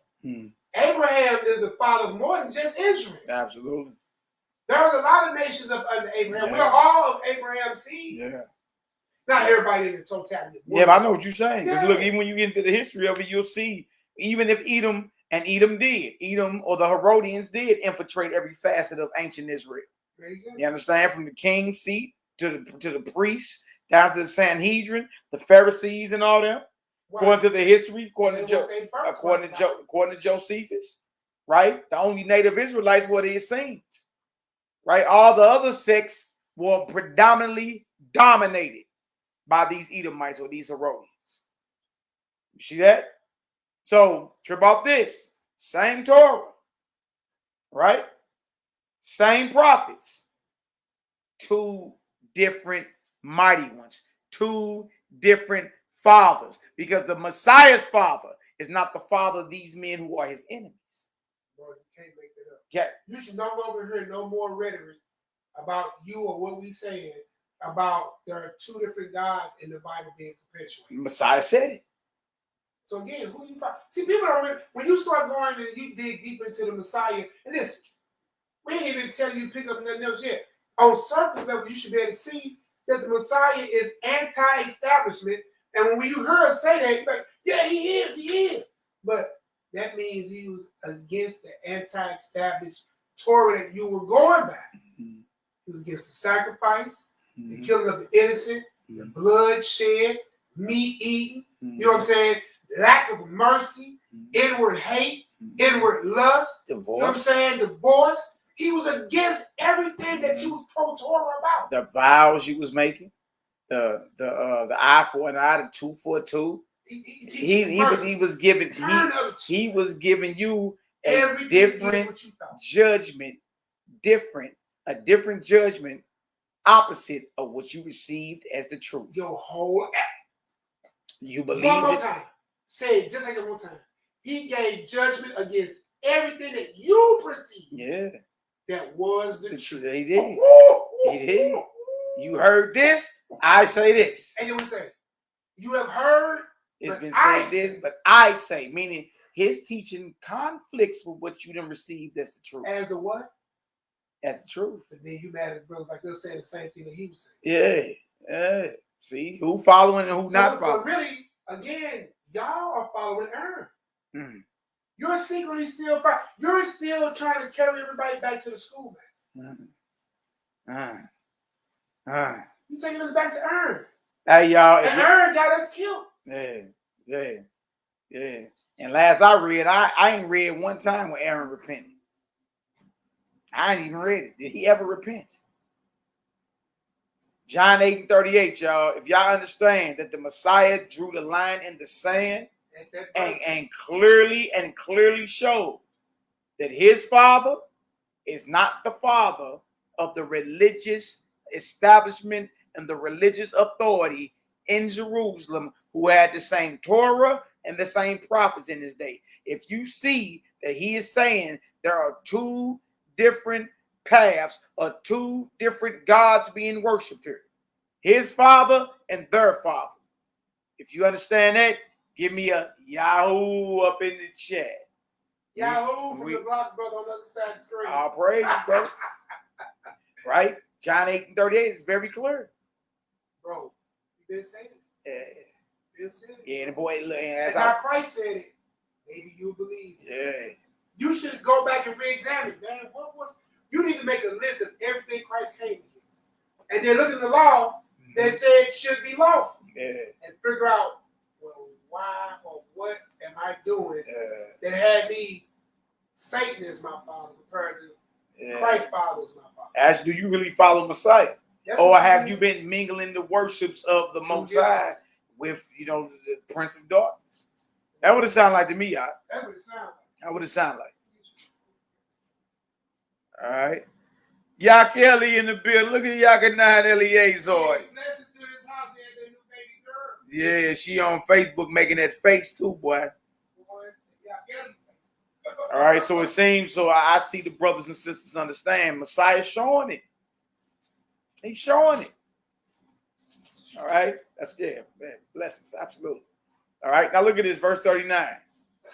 All right, so on verse 38 again, I speak that which I have seen with my father, and you do that which you have seen with your father. Ask yourself, whoa, hold on, how? How is it two different gods when they got the same literature? They got the same exact literature. It ain't like the Pharisees and them was running around with a Quran. They weren't sacrificing pork. Or the Medunetta. Or they wasn't sacrificing the pig on the altar. And as far as we know, there was no other God supposedly in the temple. At least they thought. I mean, so what is this? They got the same book, the same scroll, should I say. Same law, same prophets, but hey, he drew the line and saying, hey, we serve two different gods. So y'all, if it was possible then, how much more now? How much more now? And the men knew they was Israel.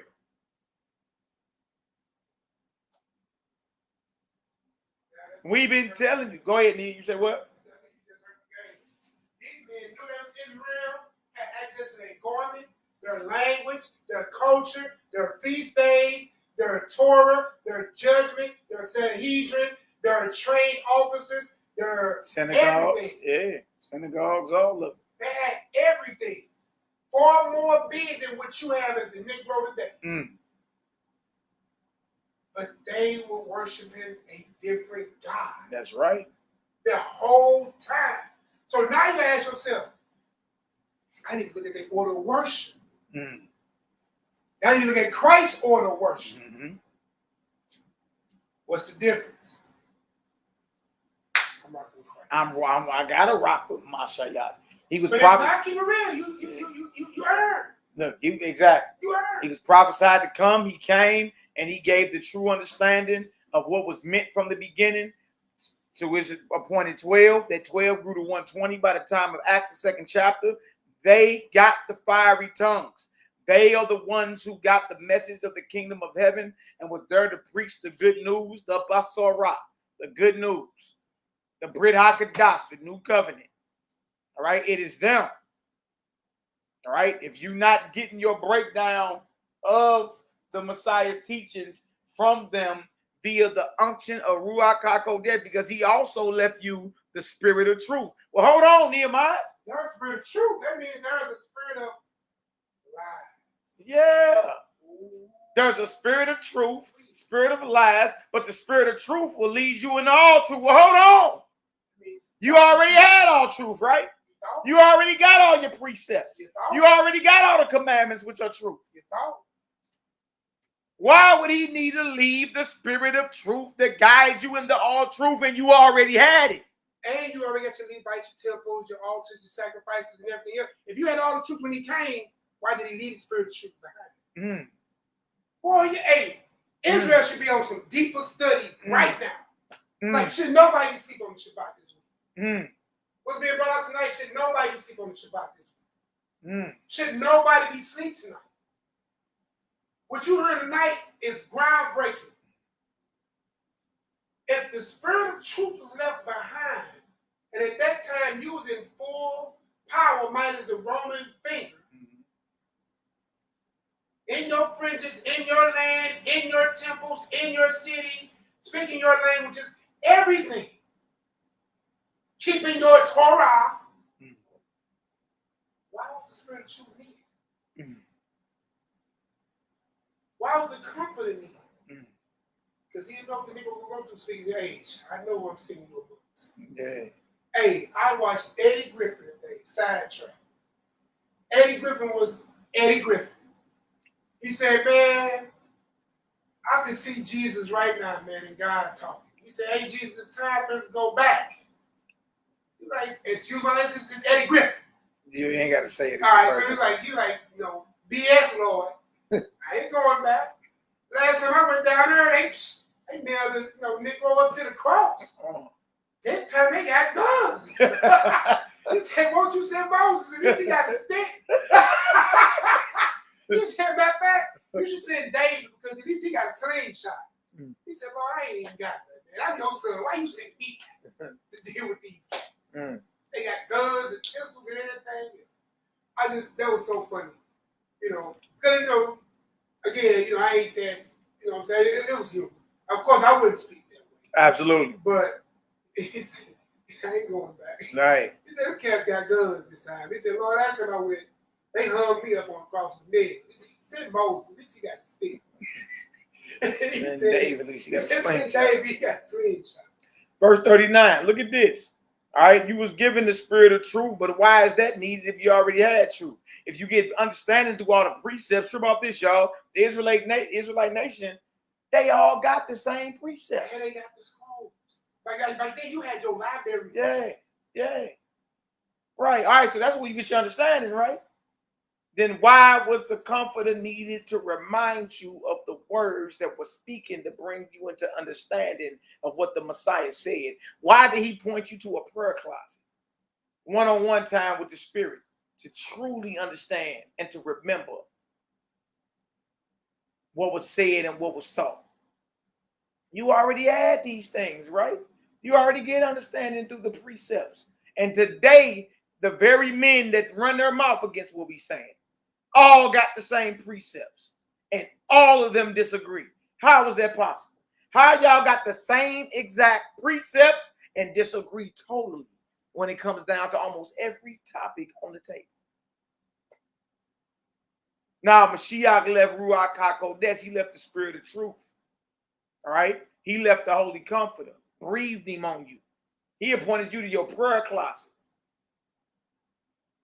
That's why when we get together on Shabbat, we're supposed to get together and glean off one another based off the proportion of understanding that the Holy Spirit is giving each brother and sister. Because we all are many members, but we're supposed to be one body. That's right, Doc. Verse 39, watch this. Verse 39.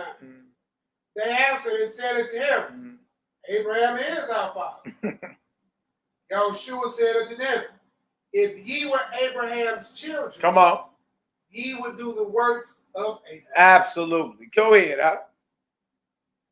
But now ye seek to kill me, Uh-huh. a man that has told you the truth. Come on. Which I have heard of YHWH'S. Not what I've read. Not what was written down.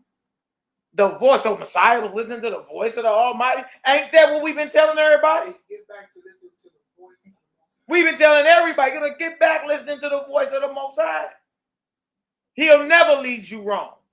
He's saying that I done told you the truth based off what I've heard of the Almighty, not what I've read. Not off 100 precepts. Not off these Torah portions. But the Most High spake to me. And he called that the truth. Because every word of the Most High is pure, right? Watch this. And y'all think he talking about a 1611 Bible. That will come 16 centuries later. He talking about his voice, his word.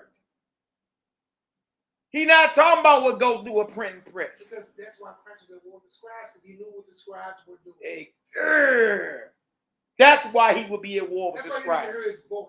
But you can't hear life with death in it. That's right. You can't raise death to life if you're taking life and eating death.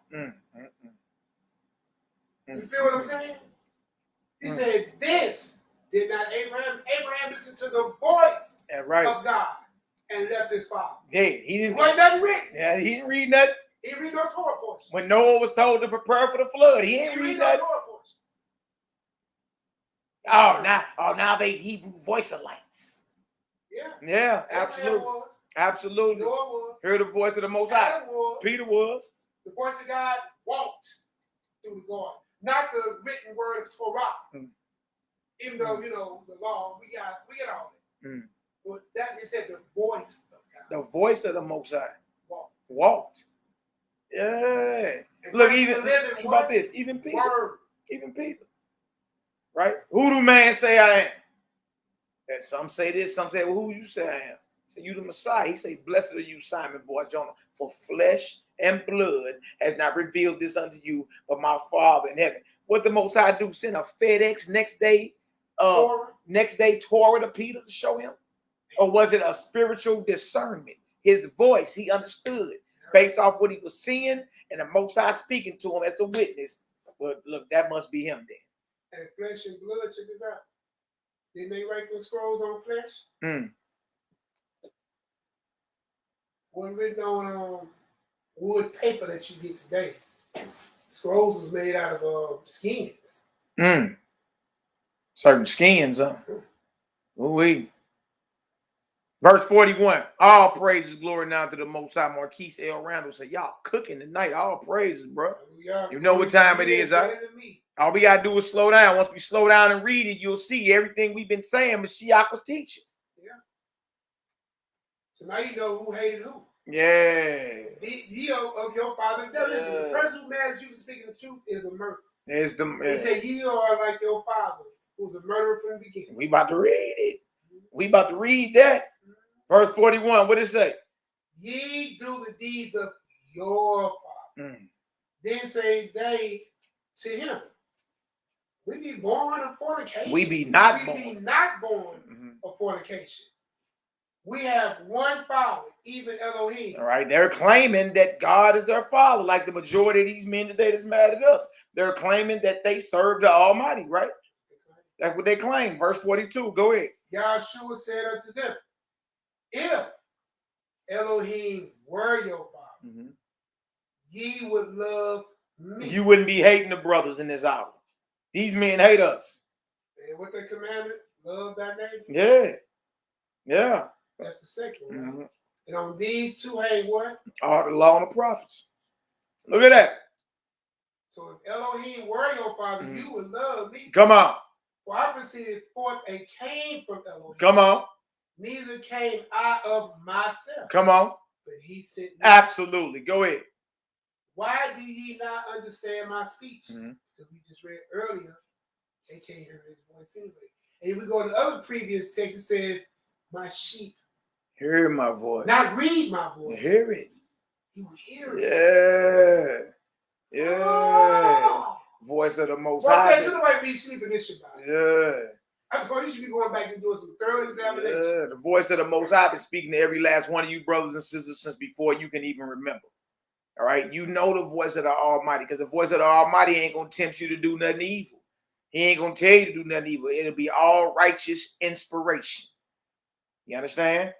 And so we got to learn to let go and just be totally led by his spirit. Learn to let go. Stop trying to dictate everything. You know it's the Most High, because the Most High tell you do something righteous, like pick up the phone and call that brother. Bless that sister. You know what I'm saying? Buy that person something to eat. You understand? It'll be charitable deeds and all type of, look, as soon as he comes through with his inspiration, you'll be moving up off of it. We got to learn to let go and just be totally led by his voice. You understand? We'll be in a far more better place than we are. You understand? And we got to learn or unlearn. We got to unlearn to stop rejecting his voice, because we've learned that here in this captivity. The Most High whisper or inspire you to do something righteous, and you ignore him. You'll shut it off. Because you don't want to separate yourself from your personal goods and gains. Yeah. Yeah, but your job, you will put here to bless others. Like you might drive down the street and get to a stoplight where everybody got homeless people, and some people that's perceived to be homeless or whatever, right? Your spirit will be telling you what's going on, right? Yeah. And I can't say because that's an individual thing.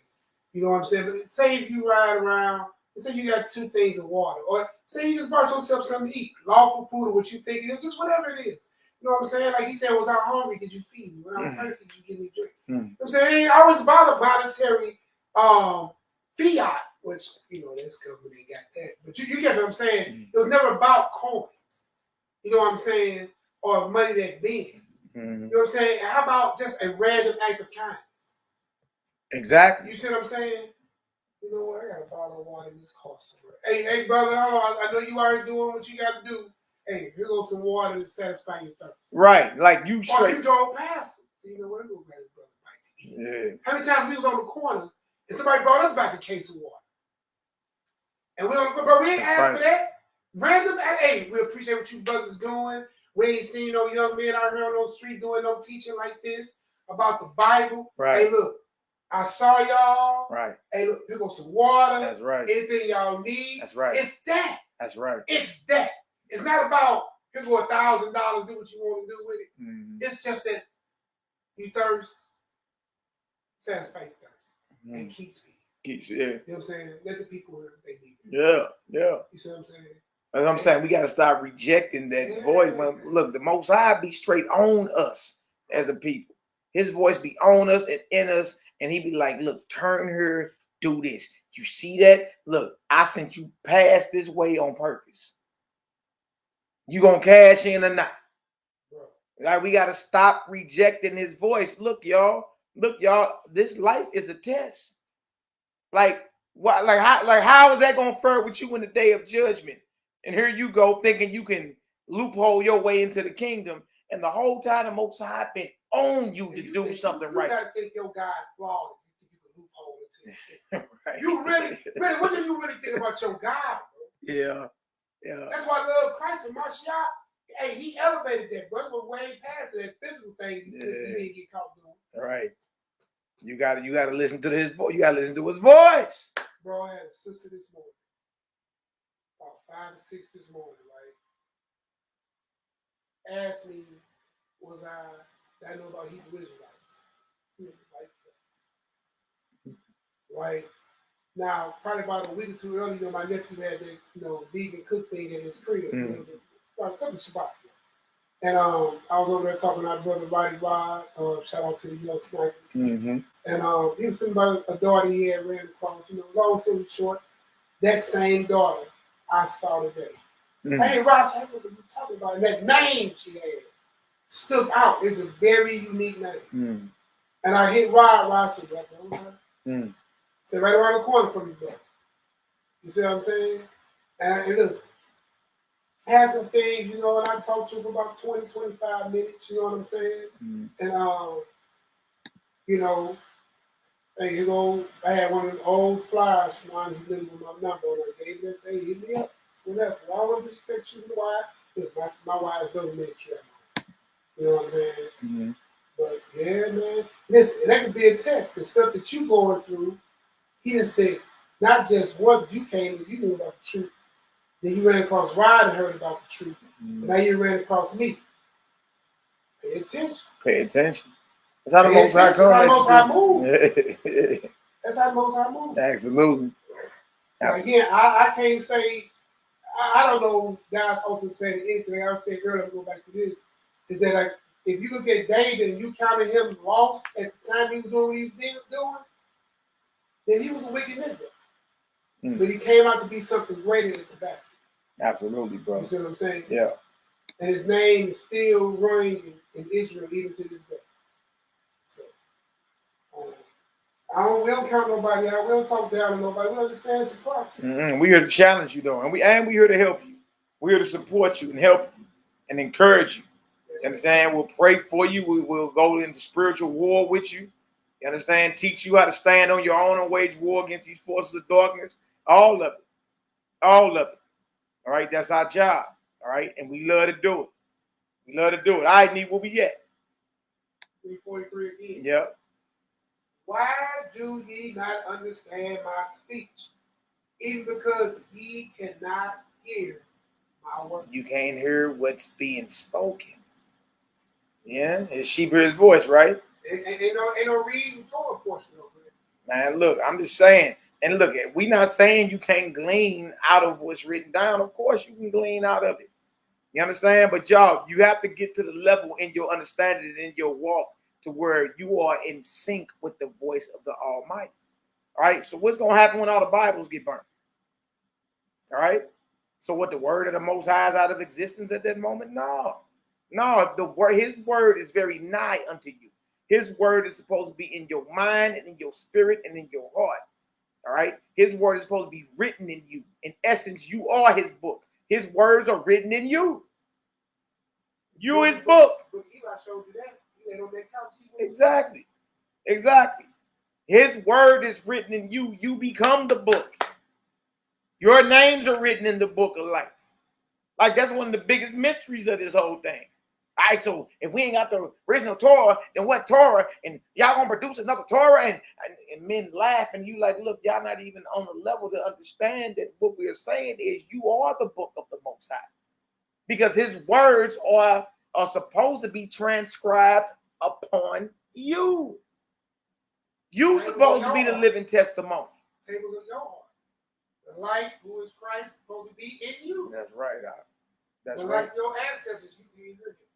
Exactly. So we've been telling people, look, hey, it's time for you to hear the voice of the Almighty. And a lot of the things that the Most High is commanding us to do in these hours, you ain't going to find written down. It's not even written down. If they wasn't laughing at us, and say one that laughing at Christ said the same thing. Exactly. Exactly. I heard his voice. I said, bro, I see the exact mirror. You did. I see the exact mirror with my shop. You did. You've been saying it for a while now. Yeah, bro. I see it. I see it. That 44 is a balance. 44. Because remember, the whole time he been saying, your father, my father. Your father, my father. We both Abrahams. We both got the Torah. We both got the laws. We both got the prophets. Right? Hey, we both in culture. Language and all. Language, garments, fringes. And at home. Synagogues. Physically at home. And we still have a different father. So when out of humility is telling you there are two forms of worship being propagated in the Bible, no, you ain't mad at us. You mad at the truth. You were mad at Mashiach because he's saying the same thing right here.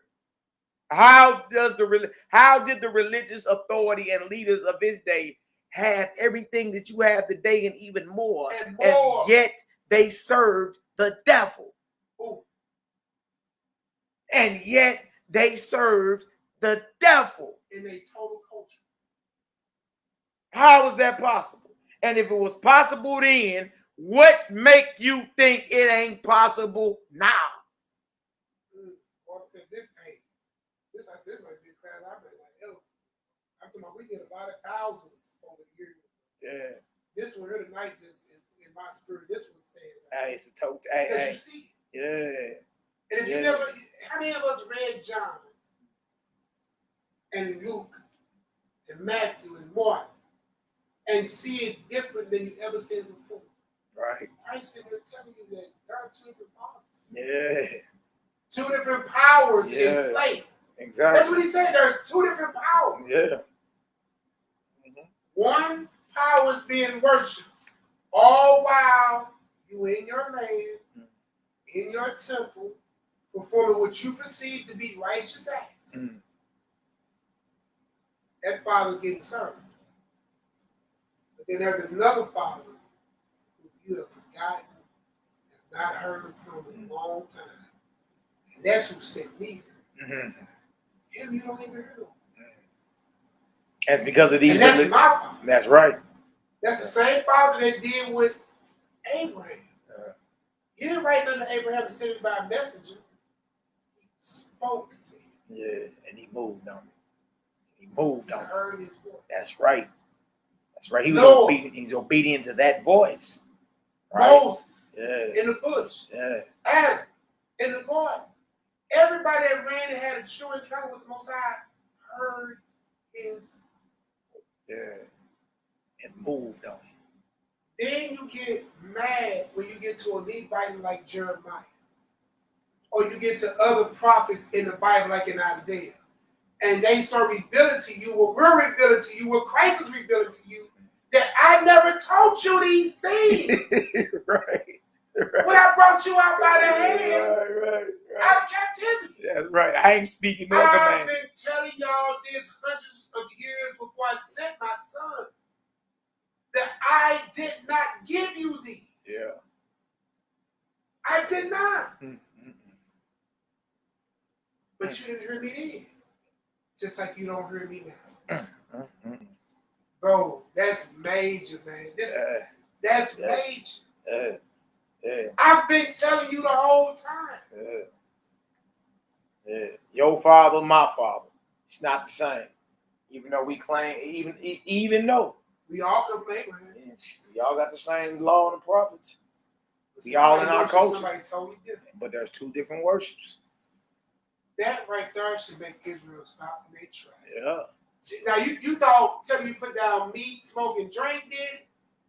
This one should catch more wildfire than any lesson we did. Yeah. Because this should be the awakening of thought that day.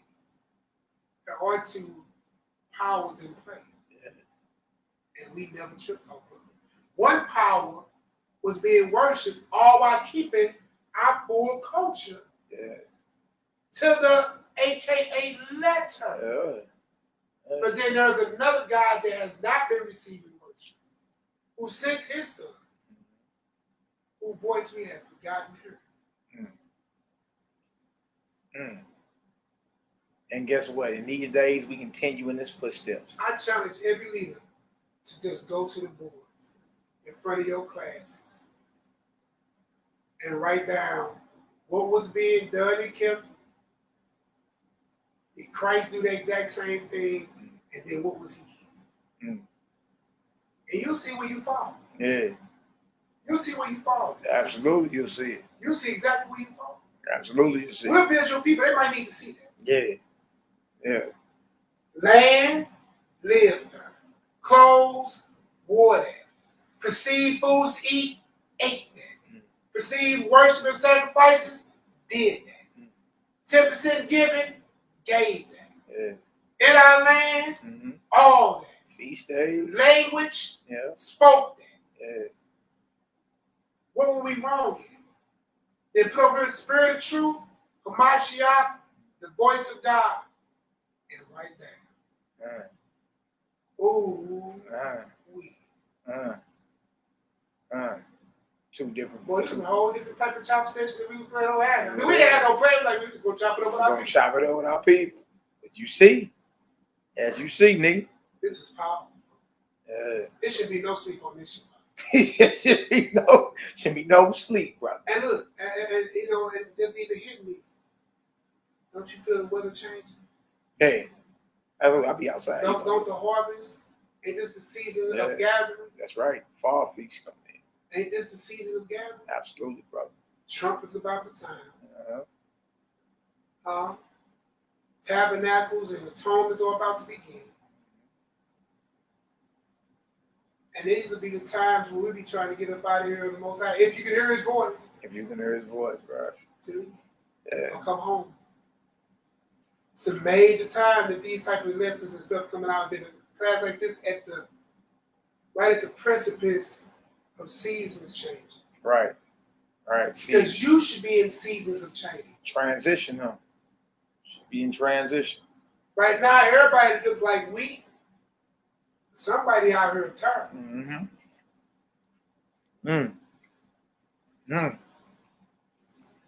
All praises. Hey, man, I'm just hearing deep thought. All praises, bro. Hey, it's right there. It'd be different if we wrote this in there and, you know, we just coming off the top. Look, what the Most High done put on us to speak, you're seeing. You're seeing right in the scriptures. Right through the words of a Mashiach. All right? But the thing is, you got to draw the line in the sand like he did. His father was not their father. Two different gods, same book, same nation, same culture. Oh, man, that bro. So now you have to take a deeper look. What was being wrong? Something's going. They went wrong somewhere. They had to be going wrong somewhere. Something's wrong. Absolutely. Because you don't send them aside and say nobody got it right. We probably get in class with that. What you send them for if they had it right? The purpose of him coming. He didn't come in Rome at that time. So you can't say, oh, he had to come. We was under Roman oppression. Stop that. Roman oppression still going on now. Hey, look, it healed itself. So what was it was written. So what was you doing that was wrong? Starting, look, we got to start with the religious leadership.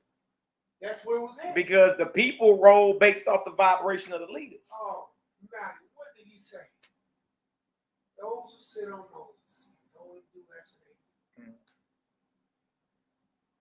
Let's get this John 8:44, brother. John 8:44. Oh, he throws it out here.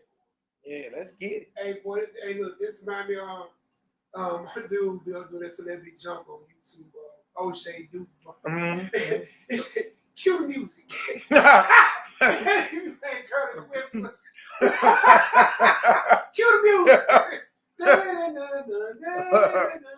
That's Jeopardy music. Cue the music. Cue the music, baby. Ye are of your father, the devil. Ye are of, or of means from or belong. You belong to your father, the devil. Go ahead, Al. And the lust of your father ye will do. Look at that. So the Messiah is saying that evil started with the devil, not with the Most High. So whatever's written that the Most High creates evil and does evil, y'all, that's false. That's false. And if you believe that, you make yourself an enemy of the Almighty. You make yourself an outcast from his kingdom. Because Messiah and his disciples always gave the attribute of evil to the devil. They never said they came from the Father. Christ never told you one thing he ever did that our Father is evil. Ever. Hold on. I can say right here, the Most High create evil and does evil. Yeah, it does say that. But I'm here to tell you that's wrong. That's written against the Most High. And how dare you believe the creator of heaven and earth creates evil and does evil? That means he is evil. And please stop getting, because I can see the simple Negro. Well, the Lord did this. Stop getting evil and judgment mixed up. Judgment is not evil, it's righteous. Do you see where I'm going? Yeah, I know. The simple Negro gonna go. Oh man, he killed them in Egypt. Yeah, that was judgment due. That was judgment due based off what happened to our sons a couple hundred years earlier. Hundreds, yeah. That was judgment due. Whether the judgment is coming in this earth is judgment due. You're the firstborn. All right. He took their firstborn. Man, look, it's not evil. His judgment is never evil. And true. That's right, Doc. That's right. Go ahead. So he says you are of your father the devil, right? He was a murderer from the beginning. The devil was the murderer, not the Heavenly Father. The Heavenly Father don't shed innocent blood. When he brings judgment, that's righteous judgment. That's bloodshed that deserves to be shed. That says the devil was a murderer. He was a shedder of innocent blood from the beginning. So we got lust, we got murder. All right? Ascribed to who? The devil. He has children. Exactly. Watch this. Go ahead. And abode or stayed or continued not in the truth. See? So that means even, well, he made Satan. So in essence, he do create it. The Most High is blameless. You understand? Angels and man has the power of choice, aka free will. And angels or man will be punished or rewarded based off how they maneuver according to the Most High divine authority. And you can't blame God for that because all y'all believe the watches are reserved to change into judgment. Bruh. That was free will right there. Bruh. They decided to leave their state and go down and made a pact among each other. Exactly.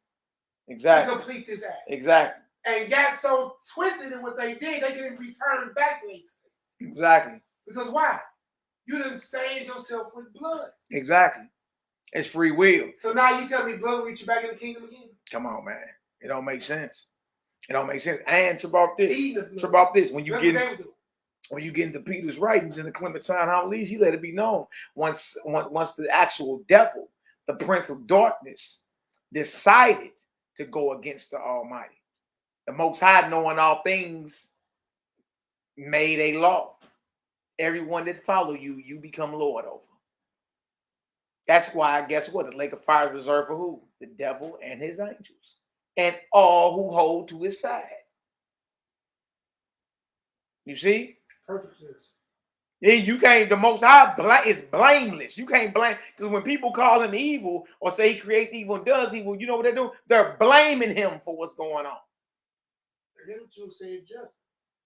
You say that in this court of law, well, if you planted evidence, then technically I'm innocent. And then what you say in this court of law?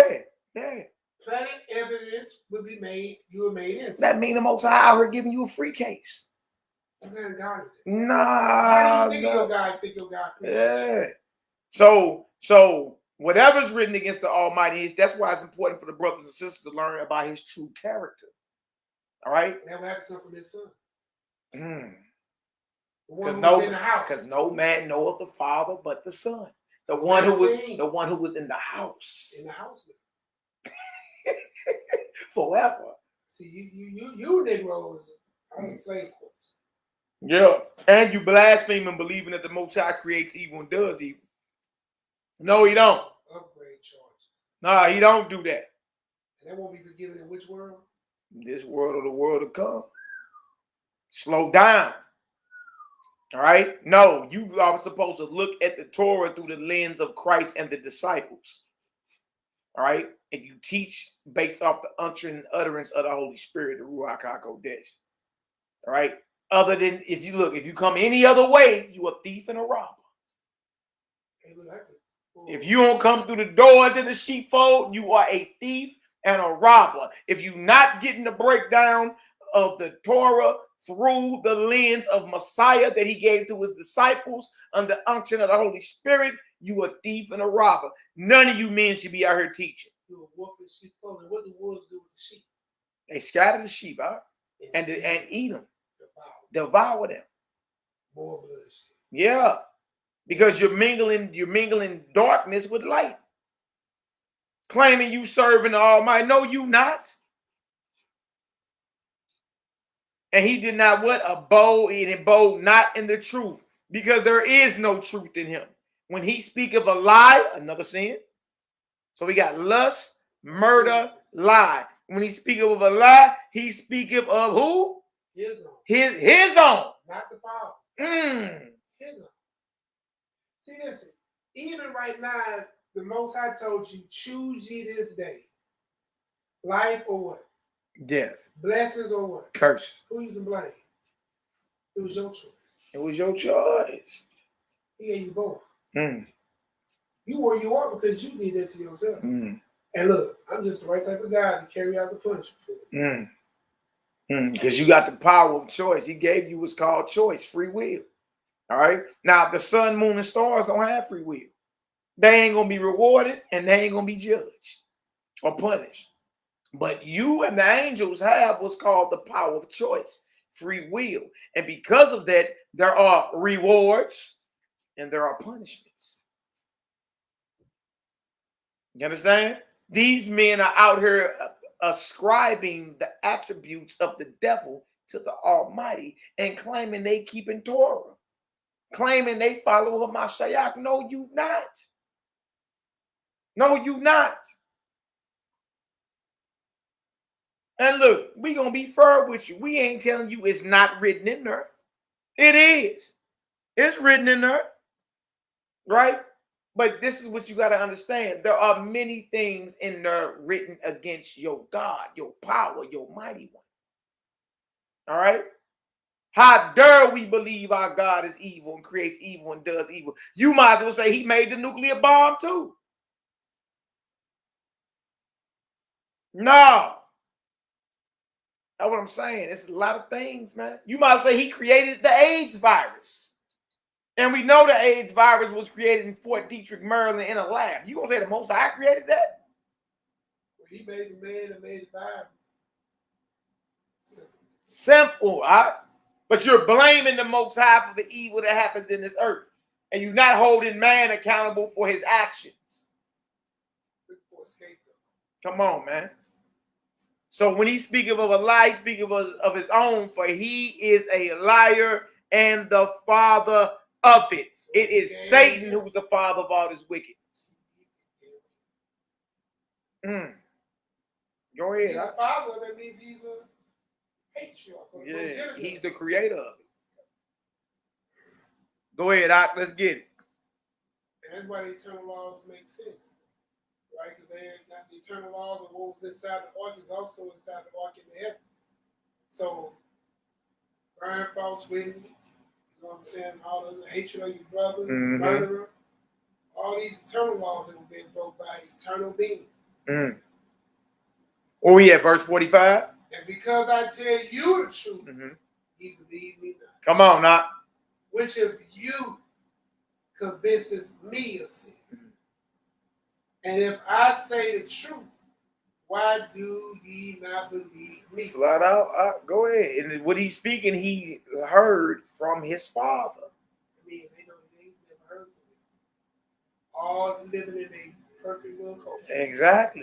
Exactly. What he was hearing and what he's speaking was rendering an opposite judgment of what was written down and what our people received as the truth for thousands of years. Right? And he letting it be known, that's not my father you represent. I represent him. Your father's the devil. So when I in humility tell you that there are two forms of worship being propagated in the Bible, look, y'all, the Bible tell you that. Blame the Bible. Blame the Messiah. Right off the Messiah's mouth. You find out who you really follow. Verse 47, what does it say? He that is of YHWH'S, hear it. YHWH'S words. Ye therefore hear them not, because ye are not of YHWH's. Do y'all hear that? He wasn't flipping through no scroll when he said that. He just said, if you of or belong or from the Most High, you hear what he's speaking to you. You hear his words. You don't hear him because you're not of him. All right. Now, y'all, what if what he's speaking and what you're hearing is contrary to what you received and what's been written down this whole time as the truth? Who do you follow? Who do you follow? You see? Well, I can follow Levi. Wait, let's go over here. Let's jump over here. Let's deal with this Leviticus 17. Let's deal with this Leviticus 17. All right. So y'all, if you understand that, okay, we all got the law and the prophets, right?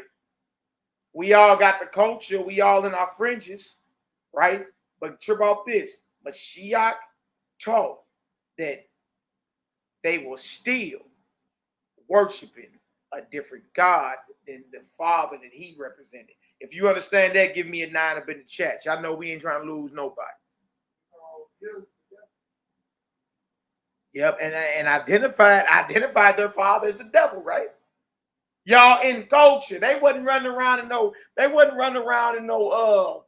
Mormon temples. They wasn't running around in no Freemason temples. They wasn't over there in Sri Lanka. In Islam. Wasn't no Islam, but they wasn't doing none of that. This was quote unquote the law and the prophets, the Tanakh. They had the same book. They was in the same culture. They all claimed descent of Abraham, but the Messiah said what? This is my father and the devil is your father. Meaning you can have all that and still be worshiping the devil. Amen. I don't know if everybody can. Hey, you don't see it, bro. It just wasn't given to him. If nobody said nobody higher, more money than y'all, bro. These are the words of the Messiah we just read in John chapter 8. Absolutely. We read John chapter 8, verse 34 down to 47. Right? What did he say? Ye are of your father, the devil. Well, y'all, you always ask yourself this. These men had the same Torah. These men had the same prophets. These men were in the same synagogues. These men was rocking the same culture. These men claimed that they was from the descendants of Abraham. These men was in the temples. These men was in the sacrifices. These men were keeping the feast days. These men was keeping the Shabbats. These men was keeping the new moons. These men were keeping everything that is written down. And Messiah still said, your father is the devil. Now, if it was possible then, what make you think it ain't possible now? More so. More so. So when I in humility tell you there are two forms of worship being propagated in the scriptures, right? You either worshiping the God of the living or the God of the dead. And that there are things in the scriptures written against the God of the living that Christ represents. If it wasn't the truth, then why did he say that the religious leaders of his day, that their God was Satan? And they wasn't worshiping. They wasn't into Islam. They wasn't into Egyptology. They wasn't into none of these so-called religious beliefs and ideologies. They wasn't into none of that. How is it possible that their father was Satan and they had the same exact culture, same exact book, same exact feast days, same exact circumcision, same exact new moons, same exact everything? But there were two different gods being worshipped. Ooh-wee. Ooh-wee. Ooh-wee. There are two forms of worship being propagated here. And the most wicked one was the one trying to live it to the letter. How would you live it to the letter and missing the mark? Maybe the scribes gave you something in the letter that shouldn't have been in there. No way. That you believe to be true. No way. That's why you had to sing in the spirit of what? Falsehood and truth. No way. And then you had to sing your comforter. Why? Because it's going to vex you a little bit. I know some of y'all don't walk in the borders because, you scared. That's why the comforter had to be sent. And then that he'll bring you into all what? Matters of what? Truth. But you got to let the fear go. You got to be scared. You got to come off that dang old fear of saying that, hey, something wrong. Something wrong. Something wrong. Something wrong. These men was living way better than me, and they was worshiping the devil. Man, look, they lived a more righteous life than everybody that's living today. Yeah. Hey, and look, and proof, you can't even question it. And the proof the devil had them. Y'all, remember Messiah always went to the synagogues. Always.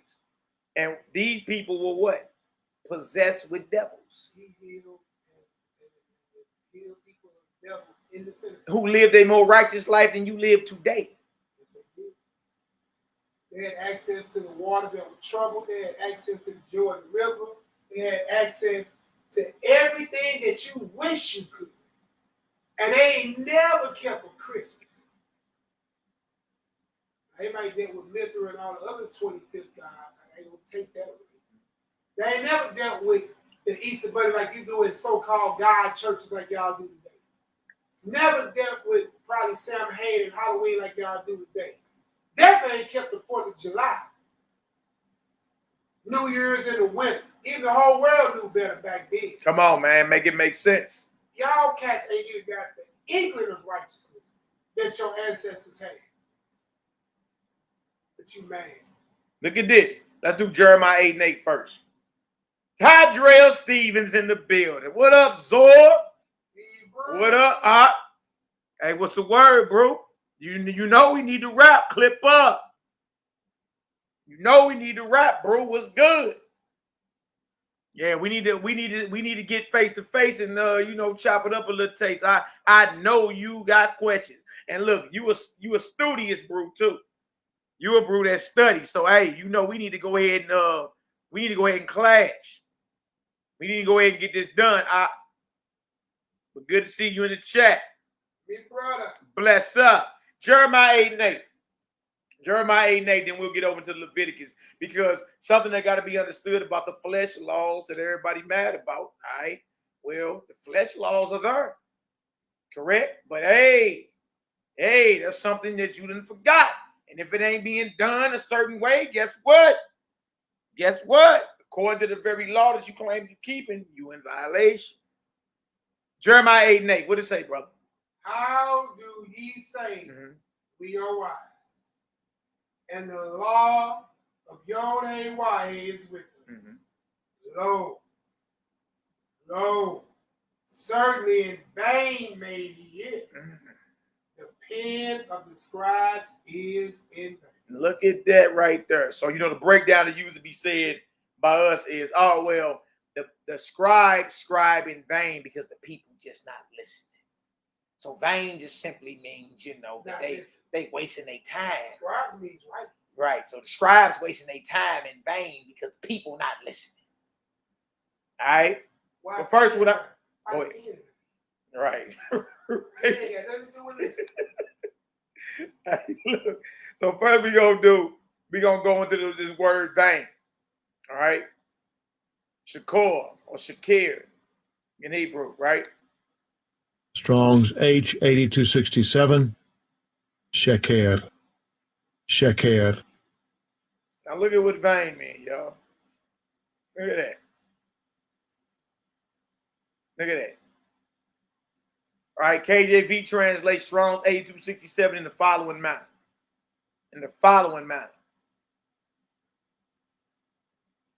Lie, lying, false, falsehood, falsely, vain, wrongfully, deceitful, deceit, liar. Outline of biblical usage. Lie, deception, disappointment, falsehood, deception. What deceives or disappoints or betrays one. Deceit, fraud, wrong, fraudulently, wrongfully, falsehood, injurious in testimony. Oh, way. And look, this is what the pen of the scribes is saying, that their pen is false, injurious according to testimony, that their pen is deceitful, that their pen is wrong. All right. Now, trip off this. It says lie, falsehood, false tongue, in vain. By implication of what? A sham. An untruth. Without a cause, deceitful, falsehood, vainly, liar, lying, vain, wrongfully. Stop. Just read. Who is the father of lies? Satan, the devil. So scribes was right under the unction of their father. The devil. The devil. That Christ spoke about in John 8. That's right. That's right. So now it should make the most sense. It should, bro. All right.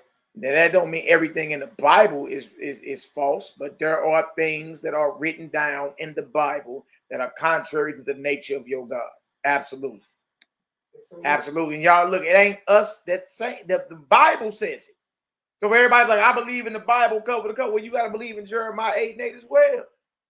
And once you see that, then the question is, well, what's written down as false against the Most High? Something obviously is false written down. Anything that's confusion, anything that goes against the concept of he changes not. Then he said that he spared us because he changed not. So there's a change in play. There's probably a lie in play. No meat. Right? Then no meat again. And he ain't the author of confusion. Right? One came out the water, one came out the earth. One was him and she. Them. It's a lot. It's a lot, Art. The voice from the beginning, it was not so. And when you start looking at, like I told you, bro, look, people need to go back and relook. What were we doing at that time that what one had a Messiah? And I'll go down with the split. That's going to be partial of the reason. You see what I'm saying? We get that part. But the thing is, the issue that he was having in the place where he was dealing most of his work at and going against most of the issues were the people that were supposed to be doing the right stuff. He spent more time with them people where Benjamin, Judah, and Levi was at. Right. See what I'm saying? So if he not doing most of the work, even though you will say, well, he was here for the split, which he was, in part. At the same time, you forget the other part was to put it into that sacrifice, which means to do what? He was here to also save other parts of creation as well. Makes sense. Look at this right here, Jeremiah 8:8 in the other versions. All right. Now remember, KJV, how do you say we are wise? In the law or the Torah of Yah is with us? Question. How are you saying that we are wise and we got the Torah? Lo, certainly in vain made he it. The pen of the scribes is in vain. That's the KJV we just read, right? And it's going into the pen of the scribes that write down the Torah, that write down the law of the Most High, that everybody claimed they follow. Well, how are you going to claim wisdom and you got the law when there are scribal errors in there? There are scribal lies in there concerning the Torah or the instruction of the Most High. Y'all ever wondered this? Why were the scribes one of the Messiah's main enemies? Why would the scribes be against him? I mean, after all, they just write down the law and the prophets, and they just teach the law and the prophets, and they just interpret the law and the prophets. Why would they be one of his main enemies? Obviously, he was teaching. What he was teaching was in conflict with what they were in charge with writing down. And what they were in charge with writing down, what they was in charge with writing down directly was responsible for how the leaders moved and how the people followed. And Messiah, I'm done. Look, I'm here to overthrow all of that. So you have to give it the highway. Whatever began there. It's just like in corporate America, you chop off manager. When you go in there, you restructure, you start with manager. Yeah, you do. You do. Look at this, y'all. The New King James Version. How can you say we are wise and the law of Yah is with us? Look, the false pen of the scribe certainly works falsehood. Certainly work. So how do these men today claim they keep 613 laws? They're doing all these Torah portions where there are lies that these men are not addressing. There are scribal errors in the scriptures that the Messiah directly spoke against, directly taught against. You heard it been said this, I say this. Meaning his teaching, it was hostile toward whatever was written down. The New Living Translation. Look at this. Look at this. How can you say we are wise? Because we have the word of Yah. when your teachers have twisted it by writing lies. But they mad at us, Nehemiah. They saying we got the spirit of deception on us. What Jeremiah said, he said those guys got the spirit of deception on them. And you can't say that he mad, Jesus was mad, or Yahushua was mad at what they wrote in the New Testament. Sorry, y'all, New Testament was not even authored back then. Right. So what Christ was mad at is what was already established from Genesis to Micah. That's what he had a problem with, correct? Brother. Yeah. You mad at us, and we showing you like, look, Mashiach was more radical than what you look. We've accepted as a whole a romanticized version of our master. Our master and his whole family was radical, revolutionary. Stood up and spoke against the status quo, were healers. And based off what he taught, shut the temple down, because if you're not sinning, right? If you're being obedient, you're not sinning. If you're not sinning, you're not bringing no sacrifices to the priest. If the priest ain't getting sacrifices, they not getting their cut. All right? And guess what's happening? Guess what's happening? The temple is coming down. You ain't going to them for healing anymore. You're not bringing no flesh to them anymore. You're not going to them to get no scrolls and get no breakdowns of no scriptures anymore. The Messiah's teaching totally shuts down the temple, totally shuts down the order of Aaron. Because the biggest, one of the main mysteries of the whole thing is you are the temple of the Most High. You are his dwelling place. Well, what book do we read? You are the book. His words are written in you, right? Well, that means you're his book. And now you see why the Herodians, who were the tax collectors for the Roman Empire, right, who were puppet kings, who were imposter kings, who were fraudulent kings and priests and judges during the Messiah's time, you see how they all start hitting us one at a time. So to me, it's an honor to continue in the footsteps of the ancient Nazarenes, because Yahushua was a Nazarene according to the scripture. And it's an honor in these late hours the Most High will resurrect this spirit and allow us to continue in the footsteps that the ancient brothers was in, the brothers and sisters. Man, that's an honor. And to boldly stand for what it is. Look at this, NLT again. How can you say we are wise because we had a word of Yah when your teachers have twisted it by writing lies?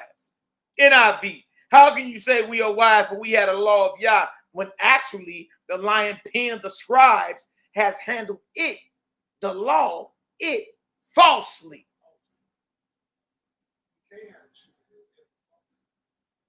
Makes sense now. It's handled falsely to follow lies is already. The devil, right? The devil. ESV. How can you say we are wise and the law of Yah is with us, but behold, the lion pen of the scribes has made it into a lie? CSB. How can you claim we are wise, the law of Yah is with us? In fact, the lion pen of the scribes has produced falsehood. Look at this, y'all. We ain't making this up. We ain't making this up at all. Now look, let's go show one of them real quick. Let's show y'all something. Then we'll get into that Leviticus 17. You want to come on here and chop it up with our people? Y'all know we love y'all. And we love our people enough to tell them the truth. Look at this. Look at this. Y'all, it ain't never nothing to have no conversation. Any of my brothers is listening. Look, it ain't nothing to have no conversation. Let's get it. Let's get it. All right, but we're not dealing with no emotion. Not dealing with that. All right, according to the Bible, according to the Messiah himself, there are two forms of worship in the Bible. You either worship in the Father that he represents, or you worship in the devil. And yes, you can still be worshiping the devil, having the same law, having the same prophets, having the same culture, having the same temple, having the same feast days, having the same sacrifices, being circumcised the 8th day, and all. Going to synagogue, reading Torah portions, and still be serving the devil. Yeah, you can. It was happening in his time. What make you think it ain't happening now? Jeremiah 7. And then we're going to read this Jeremiah 7, y'all, out of the Peshitta. Jeremiah 7, Nehemiah 21 and 22. You got a highlighter? You got a highlight on it? I want to highlight this and pull this up on the screen.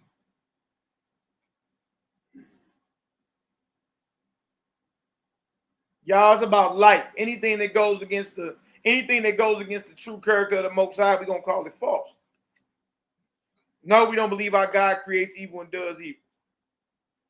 Because Messiah, he didn't believe that, and he didn't teach that. Now, will you find that written in the Bible? Yes, you will.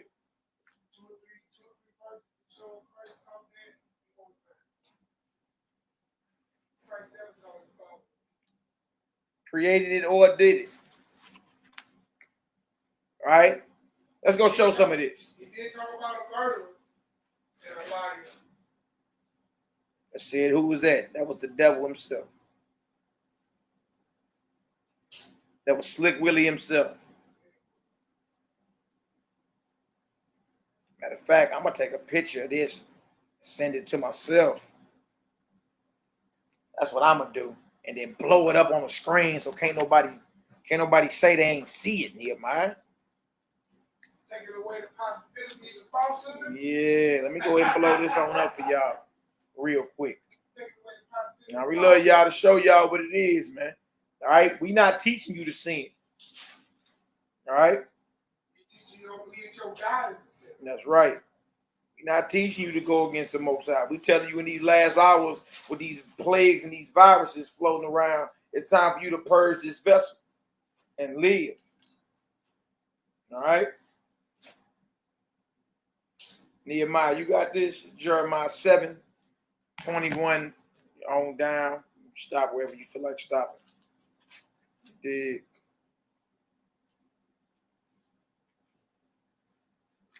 (21 to 23). All right.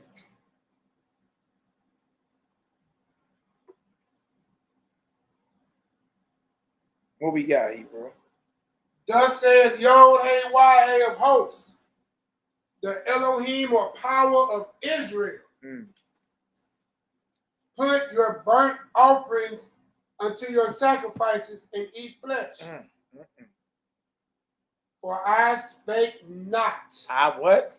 Spoke or spake. It says spake not unto your fathers, nor commanded them in the day. So we go to a specific point in time. That I brought them out of the land of Egypt concerning burnt offerings and sacrifices. Y'all, we got a problem. For one, Jeremiah is the son of Hilkiah, a Levitical priest who had been up in the courtyards or in the temple, all right, doing burnt offerings and sacrifices. Jeremiah is a Levitical priest, but he's a prophet, all right? And so this is major coming from Jeremiah because he is a Levite. It goes against everything he's been taught.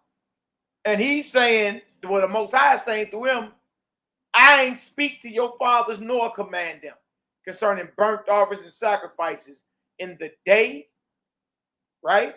In the day that I brought them out of the land of Egypt. Y'all, we got a problem. Because according to what we read, the Passover is a sacrifice and a burnt offering. And that's the day we left Egypt, correct? Or am I tripping, Nehemiah? Oh, look, I'm going to add a little bit more to it. Come on with it. Why ain't getting to the wilderness by taking you to Numbers 11 and ask the Lord, can they eat meat if they just got through eating meat at Passover? And they got flocks. Obviously, they knew how to slay the flocks, right? Massive blood flow that day. Didn't they kill 100, well over 100,000 unblemished lambs? Because the lamb had to be unblemished. A male of the first year from their flocks. So that means it was 600,000 million soldiers. All right. Now, if each man got a wife and some children, we talking about millions of Israelites. But each man represent a house, correct? All right. Well, that means if one lamb was for each house, you talking about 600,000 unblemished lambs of the first year that had to be slain. Minimum. So what you found was the minimum number. But the possibilities is extremely higher than that. But you found a minimum number. To 600 to that same 600,000 men, each man represent a house. All right, so we got 600,000 unblemished lambs had to get slain for each house. I would say, well, okay, we'll cut it in half. Maybe each lamb covered 2 houses.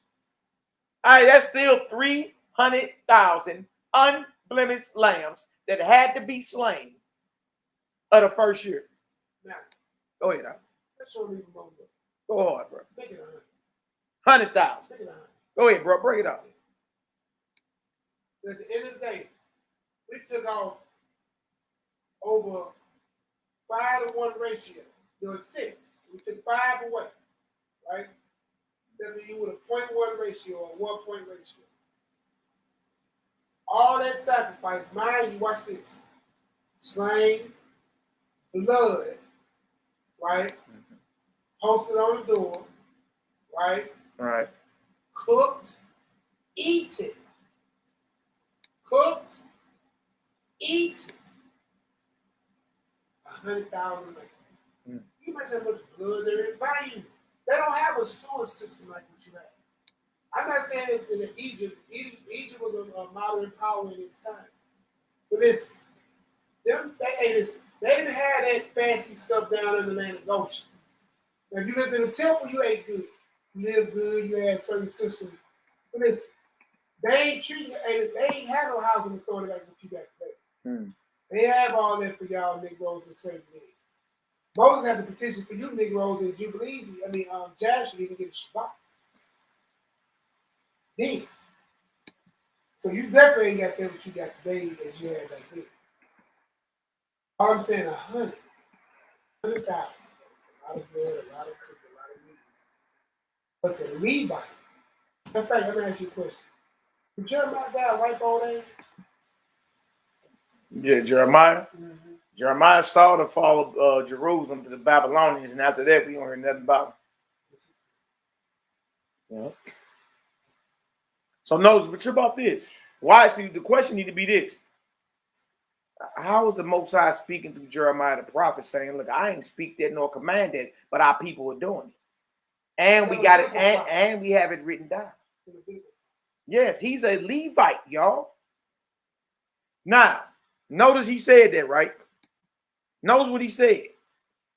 For I spake not unto your fathers, nor commanded them in the day that I brought them out of the land of Egypt concerning burnt offerings or sacrifices. Meaning what they are doing for the Passover and the slaying of the lambs, which is the burnt offering and the sacrifice. The Most High didn't speak it nor command it. That means it came from man. Inspired by someone else. Now, watch this, verse 23. But notice what the Most High commanded. This has to do with his original Torah. But this thing commanded I them, saying, obey my who? Boy. My who? Y'all want to call us voice of lights. Yeah, we obey the voice of the Most High. Go ahead. And I will be your Elohim, and ye shall be my people. And walk ye in all the way that I have commanded you through his voice, that it may be well with you. Go ahead, Nehemiah. I'm about to pull up this Peshitta I got right here. But go ahead. You was about to say something else. Go ahead, brother. All I'm saying is, it's the same thing. And listen, don't think that we're making this up. One, you heard it and read it for yourself. And you got chapter and verses, and you always got the option to go back and hit play. Right? But we can't act like that stuff wasn't done by man's own mindset. Exactly. Even Moses. Because again, Christ told him from Matthew 19, 3 through 9 to Deuteronomy 24, 1 and 2. You know what I'm saying? Divorce was never on the table. And they asked, well, if that's the case, Why did Moses? An excellent question. Mm-hmm. We're going to answer it with me and Maddie and I need to get things a strong sense. Because the hardness of your heart, Moses, not God, not me, not any angel, no heavenly host, but Moses suffered you to put your wife away. But from the beginning, it wasn't so. And what the Most High has joined together, let no man put asunder. So don't act like things were not written in the Torah. That's right. By man's own mind. That's right. And not the mind of God. There you go. That's the point. That's the point that a lot of people don't want to deal with. All right. So Felicia Jones says, so they did not paint the doorpost with blood on Passover and eat lamb that evening in Egypt. What we're saying is, we're not saying it's not written in the Bible. What we're saying is what the Most High just spoke through the mouth of Jeremiah the prophet and say he ain't commanded and he didn't speak it. So now you got to ask yourself, how did it get in the Bible? Why is it in the Bible? Jeremiah explained it to you. Jeremiah 8. You see? Like, look, we not saying that it's not in the Bible. It's in there. But the Most High is saying that ain't from him. That ain't from him. And that's hard for a lot of people to swallow. Can I add something to this? Go ahead. So, again, we just spoke on, and I want our sister Felicia to pay attention, that we just spoke that Jeremiah was around to see the fall of what? Jerusalem. Okay. Mm-hmm. And what was Jeremiah, the Levitical prophet, charged with doing what that contained what in it? Carrying the Ark of the Covenant and hiding it. So we don't even give credit to the type of duty that he just wanted. He's a Levitical priest. Mm-hmm. Listening to the voice of God. Explaining to something to him that he had to go back and tell his peers and his elders against everything that he would have learned up to said. Yeah. That God didn't speak this nor command it. Then, because we didn't hearken, what happens? God sends us into what? Captivity. And he bare witness to said what? Captivity. Mm-hmm. And even was charged, this is the crazy one, to protect and hide the eternal word of God. Yeah. The Ark of the Covenant. That's a major role that boy played. Yeah, Ark of the Covenant had 10 commandments. You thought you knew down. Yeah. Bear witness to the captivity and preserved and hid the eternal word of God. Mm. And that makes it say those who were wise and prudent, she chose to give it. Yeah. As you saw. Amen. Hey, we serve a mighty God. Absolutely. I'm just saying. We about to read that version of Jeremiah 7 out of this right here. It's called the Holy Bible from the Ancient Eastern Text. All right. Translation by George M. Lamses from the Aramaic of the Peshitta. Older than the Masoretic. Yeah, older than the Masoretic text. Older than King James Bible. All right, so we about to read that same Jeremiah 7, 21 through 22. About to read that real quick. All right, so yeah, Felice, we're not saying you're not reading it. What we're saying is what Jeremiah said. The Most High ain't speaking nor commanding. So now the question starts with, dang, how did it get in the Bible? Why do we do that? You know what I mean? And look, we just read where there are things that the scribes wrote that were false. Just read that. They get deep. That's why you only supposed to be learning the Bible through the lens of the Messiah that he gave to his disciples. The Messiah was the only one anointed and raised up to teach it, and he gave that understanding to his disciples. You understand? He breathed on them the Holy Spirit. All right. And then 120 of them was in the upper room during the day of Pentecost and got the fiery tongues put on them. If you're not getting the breakdown of the Bible through that chain of command, you skating on thin ice. Because there are things that the scribes have written down that are against the Most High to propagate a certain agenda. All right, whether you're talking about Israelite scribes or any heathen that then had us up under their dominion.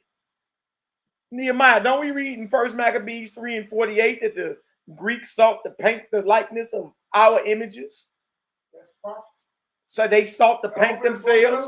Right. And write their images. All right, so you think that's just talking about painting white images over the Israelites? Or somebody Nobody ever thought, like, hold on. Like, what's yeah, what about the falsehoods that are written?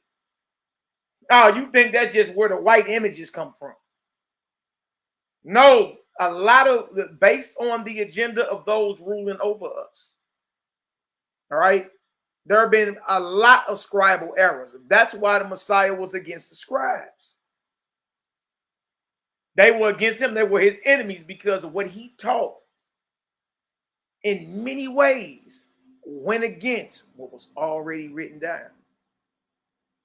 Yeah. Yeah. Let me share this with y'all. Let me show y'all something. Show y'all the difference in the translations. All right. We just read that in Jeremiah 7:21-23, right, Nick? All right. Let me show y'all this. I'm gonna make it a whole screen so y'all can see this. Bear with us for a second, Felicia. It's all good. All right, show y'all this. And hopefully, after you've been watching this the whole time. Yeah, if you've been watching this the whole time. That's why they get this class. We ain't talking about past class. Like, has she been watching since we went live? I don't know. Have you been watching since we went live, Felicia? We just went over there to Yeah. Yeah, just rewatch the class when we get when it gets reloaded and re-uploaded. All right, so this is what we're going into, the Holy Bible. All right, from the ancient Eastern text, George M. Lamses, from the Aramaic of the Peshitta. All right. Now look at this Jeremiah 7 in there. Let me show y'all this.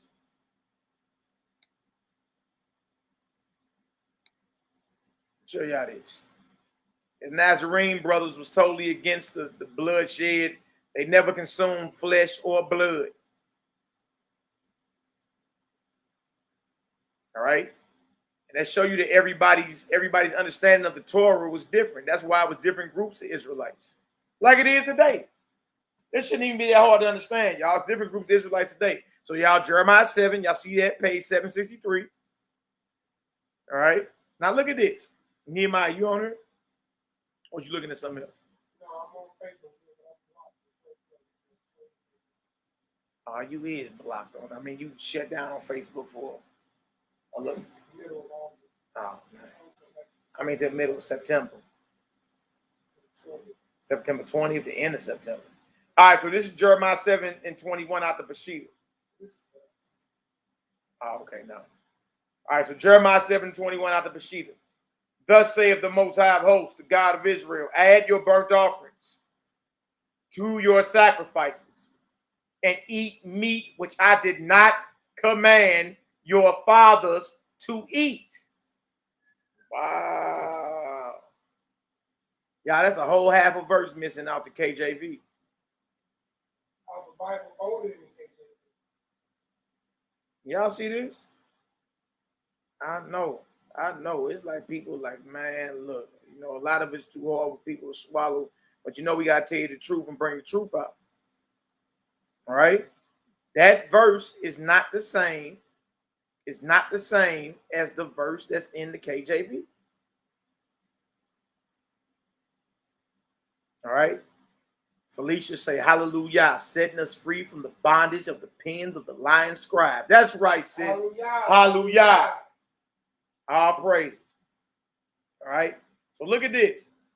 Thus saith the Lord God, thus saith the Lord of hosts, Yahweh Zebaoth, the God of Israel. Add your burnt offerings. Add your burnt offerings to your sacrifices and eat meat which I did not command your fathers to eat. So he didn't command, strip off this. He ain't command you to eat the flesh, especially that lamb doing Passover. Hey, watch this. Neither did I command them concerning burnt offerings or sacrifices in the day when I brought them out of the land of Egypt. So we definitely can't get around it. He pinpointed to a day. You can't say this later on in the captivity because he said we'll never return to Egypt again. Nor can you act like the Passover and the unleavened bread ain't looked at as the same day. For one, Leviticus 23 and 32 says from evening to evening shall you keep your Sabbath. So from evening to evening. And all throughout the scriptures, New Testament, even back to the Old Testament. Passover and unleavened bread is considered the same event. Matter of fact, you eat unleavened bread from the evening of the 14th day to the evening of the 21st day. Ain't that right, Nehemiah? You eat unleavened bread with your Passover. And that's actually considered a commandment. Unleavened bread is the commandment. Yeah, people don't go back and read that. Like, they commanded to eat lamb. You know, we had that rub before. You have lamb every day of the week. Unleavened bread. Now look at this. Now look at this, y'all. The Most High say, add your burnt offerings to your sacrifice and eat meat which I did not command your fathers to eat. Older Bible than the KJV. Older than the Masoretic text. Y'all see this? And the verse 21 has a whole half a verse more than what the KJV has. And eat flesh or meat which I did not command your fathers to eat. Neither did I command them concerning either burnt offerings or sacrifices in the day when I brought them out of the land of Egypt. Oh, y'all, we got a problem because we got it written in the scriptures about the lamb, about it being a burnt offering and a sacrifice. We got a problem here. That's a problem. Because there are stories about the burnt offerings and sacrifices and the slaughterings of all these innocent lambs. But the Most High is saying through Jeremiah, that wasn't me that commanded that. If y'all understand that, give me a Yahoo up in the chat. I ain't trying to lose nobody. All right? Y'all, we ain't making this stuff up. I know people want you to believe we done fell off and seduction, ain't no light in there. I mean, it's seducing spirit. But we teaching against the Torah. No, we not. No, we not. We love you enough to show you these things. All right? Love you enough to show you these things. All right, before we get out of here, y'all want to show, we want to go over Leviticus 17. All right? And these is for everybody that claim they're going by the flesh laws in the scriptures. All right? Nehemiah, you know the run, Leviticus 17, Deuteronomy, Nehemiah, this is one of Nehemiah's favorite runs right here, y'all. Now we're going to Leviticus 17. It's something that need to be understood. All right, and yeah, honor and humility and took the hard line stance. We challenging our people to stop chewing on the dead flesh of animals. Stop throwing distilled spirits or strong drink down your throat. And stop blackening your lungs through smoke. All right, you want to deal with herbs how they're meant to be dealt with. All right, in teas, edibles. All right, prepare properly for the healing of your body. Herbs are medicines. All right. In these late hours, with them dealing with all these so-called viruses and plagues, and with it being a patent on all these so-called viruses and vaccines and jab, look, y'all, we can't even afford to be out here with these temples violated. Can't even afford it. All right? We're going to challenge you to dedicate everything back to the Almighty, and y'all, and watch how you hear more from him than you ever heard from him in your life. Watch. Watch. Watch how them prayers get answered even faster. Watch how whatever sickness you feel coming upon you, you bind it up and command it up out of there. All right. Watch how your personal relationship you have with the Spirit of the Most High. I'm talking about increases 1,000,000-fold. You need to be able to hear the voice of the Most High in these hours. Because what he has for me, he may not have for you. He may need you over here, need me over the other way. Getting the job done of him, of the body, as individuals, which are collectively the whole. Yeah. You know, one thing you hit that Jeremiah, hit that Amos, hit another part. Amos 5:25. Hit that Bible hook on that one. Oh, that's gonna hurt some feelings. Yeah, It's dealing with that wilderness. Hey, it is. It is. It's a whole other problem. It is.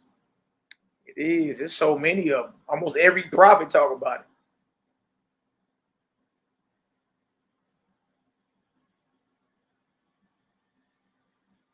All right, Amos 5:25. Let's read 5:25 through 27. Yeah, we gonna pull it right on up. I mean, because it come right up. You know what I mean? All praises. Let me go ahead and share the screen real quick.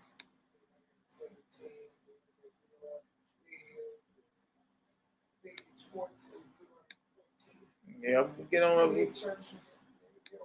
Get on about it. I don't know how they can rest. But those who try to, because you got to, I think we made our pieces while we teaching the topic. But those who still might what you want to call straddling the fence, I think we need to take a serious look at what the Messiah was speaking against, whom he was speaking to, and what was they doing that was wrong that he had to speak against. Because they were doing sacrifices, they were doing sacrifices, they were doing the temple worship, they were doing the new moon, they were doing the feast days, they were doing everything according to what was written. So why did he have to come? Why did he have to be the spirit of truth? Why did he have to send a comforter? Why was he killed? Right. The political assassination of Mashiach came from the religious power. It did. So he had to come against something that pissed him off to the highest level of festivity. Yeah, Amos 5:25. Bruh Judah, yeah, man, they gave us a strike, another strike on YouTube. He did, so we can't upload nothing on the Honor and Humility channel or go live for the next 2 weeks. But I got a message in here. We got a new channel. Y'all go over there and subscribe. We about to upload everything, especially the Nazarene teachings over on that channel. It's called SECT of the Nazarenes, Honor and Humility STL. Y'all should see the actual alert right here in the chat right here. Y'all go over there, click that link and subscribe. Nehemiah also emailed it out. It's in the description box too of this video. All right. So y'all go over there and subscribe and then share and spread the word. Let's go ahead and get these subscriptions on up. And that's where we're gonna start running a lot of our content at over that way until we get a website built up, and then we can just do whatever we want anyway. You dig? With our own website. They'd have to crash the entire internet after that. You dig? Yeah. We're not paying this petition, I'm pretty sure. Yeah, but it's all good. So yeah, y'all go subscribe, y'all. Everybody that's just now joining, subscribe to the new channel. All right, the link for the new channel is a pinned message that should be in the chat right here on Facebook. If you ain't on my email or contact distribution list, email us out of the description section. We'll ask you. Yeah. So you'll definitely get the notifications, any changes, what's going on, keep updated. Plus a lot of extras as far as, you know, things going on around us that we need to pay attention to, dealing with COVID, dealing with society, dealing with what's going on in our cities, dealing with what's going on with food, what's going on internationally. Absolutely. Even entertainment aspect, we can give you some movies to watch. Absolutely. Absolutely, bro. Resources, I mean, anything that we can find that our people need, we throwing out there. Anything that's needed. All right, Amos 5. Let's read 25, 26, brother. Let's get it.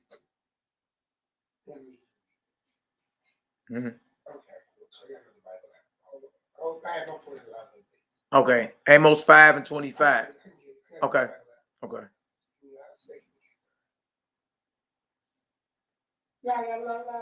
25 and 26. Now, Malaki probably got y'all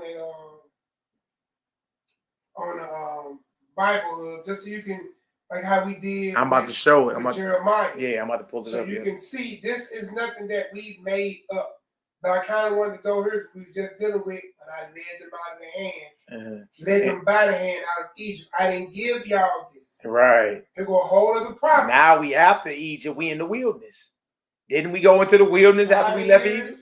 For 40 years. So that's two prophets explaining the whole situation. Yeah, in Egypt and after. You ain't mad at us. You ain't mad. You ain't mad at us. Go ahead, Doc. Amos chapter 5, verse 25. Have ye question offered unto me sacrifices and offerings in the wilderness 40 years, O house of Israel? Why would the Most High, through the mouth of Amos, the father of Isaiah, ask if you offered sacrifices to him in the wilderness for 40 years? I mean, naturally, just based off our understanding, we say, oh yeah, we was offering sacrifices. We was doing Passover. We was slaying close to 100,000, if not 600,000 lambs. Yeah, we doing all that. Yeah, we did. 40 years. For 40 years. We Because were we thought that's what you wanted us to do. Why would that? Now, if the answer is we were doing it, why is he asking the question? Why would he ask a question about what we know or what we think we know is true?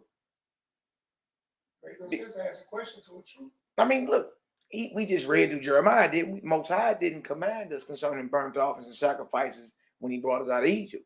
Now we in the wilderness for 40 years. So this would be considered a good, very technical precept. Yeah, good precept to Jeremiah.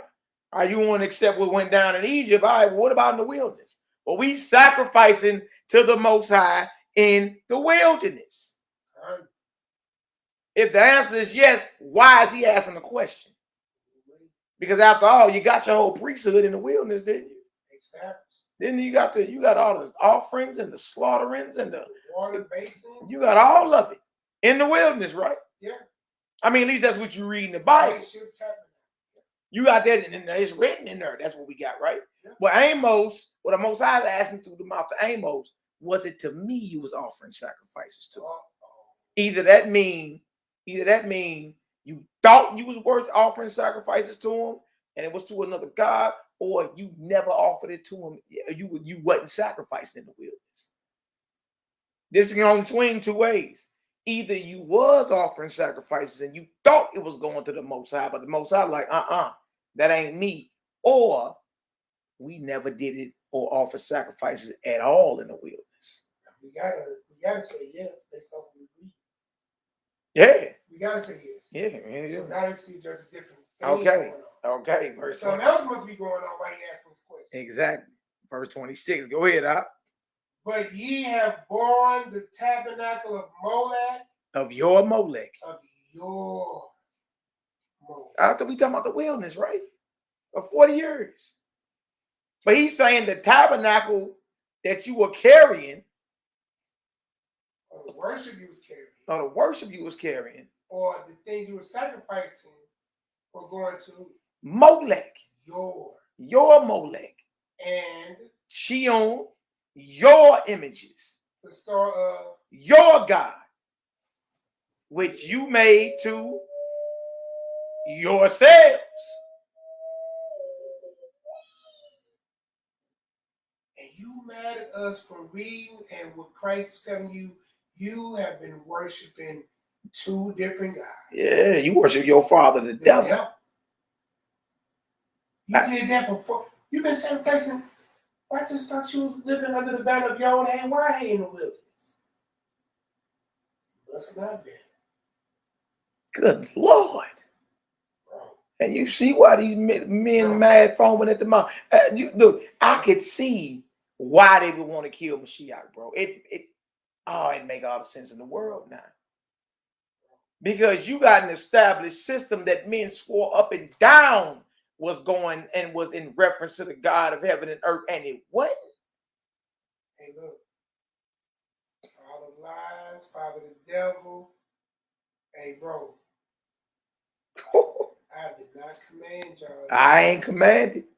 I ain't speaking nor commanded. So if I didn't give it to y'all, you gave it to yourselves, unto your God. Unto your. And remember, Christ saying, your father the devil, and my father YHWH, not the same God. So you was in the wilderness 40 days and 40 years, making all these sacrifices over all this span of time, right? 364 days a year. That's a whole other conversation. 364 days a year for 40 years. Quick man. Hold on. Good Lord, boy. Because remember, he asked the question, was it to me you was offering that? And now we would say, according to Torah, yes. Yes, we was. Yes, Lord. But you have borne, carried the tabernacle of your Molech and Chion, your images, the store of your God, which you made to yourselves. So you were not sacrificed to your name. You was not sacrificed to the Most High in the wilderness for 40 years. So Christ didn't tell no lie. The Messiah never told no lie, no. So when he said you worship your father's devil, he was telling the absolute truth, brother. Malaki is the devil. Shion is the devil, demon. So for 364 days, 40 years, there's 14,560 days of wickedness. No way. Didn't Moses say in Deuteronomy 31, when he closed the book of the law, Israel had already went off wicked. He wasn't even gone. As a witness against you. 40 years. 14,000 days of wicked. And then it continued. That was just in the wilderness. Man. Yeah. Now look at this. These are the translations, right? That was Malaki. I think you might want to spread it. Go ahead, get sweaty. All right. Malaki, go give it to you. All right, NLT. Now remember, he asked, right? It's out the New and Living Translation. Was it to me that you offer sacrifices in the wilderness 40 years, right? We would never say, yeah. Look what the NLT say. No. You serve your pagan gods. Oh, my God. Sakuf, your king god, and Kaiwan, your store god. The images you made for yourselves. Look at that. Idol. Look at that. And listen, they breaking the eternal commands again. Thou shalt have no other God. Don't make it to yourself, no graven images. You see how far the wicked go? Eternal laws getting broken like crazy. And they just been written by his feet. And we got in Egypt, he's saying, I ain't speaking nor commanded. All right, we got Amos, the father of Isaiah. Most High speaking to him and asked the question, was it to me you was offering them sacrifices in the wilderness 40 years? Every Israelite breathing gonna say, yeah, we offered sacrifices. Yeah, to you, Lord, you commanded us. The Bible says, no, you didn't. And I didn't command. And I didn't speak it nor command. You served your pagan gods. Sakuf, your king god, and Kaiwan, your store god. The images you made yourselves.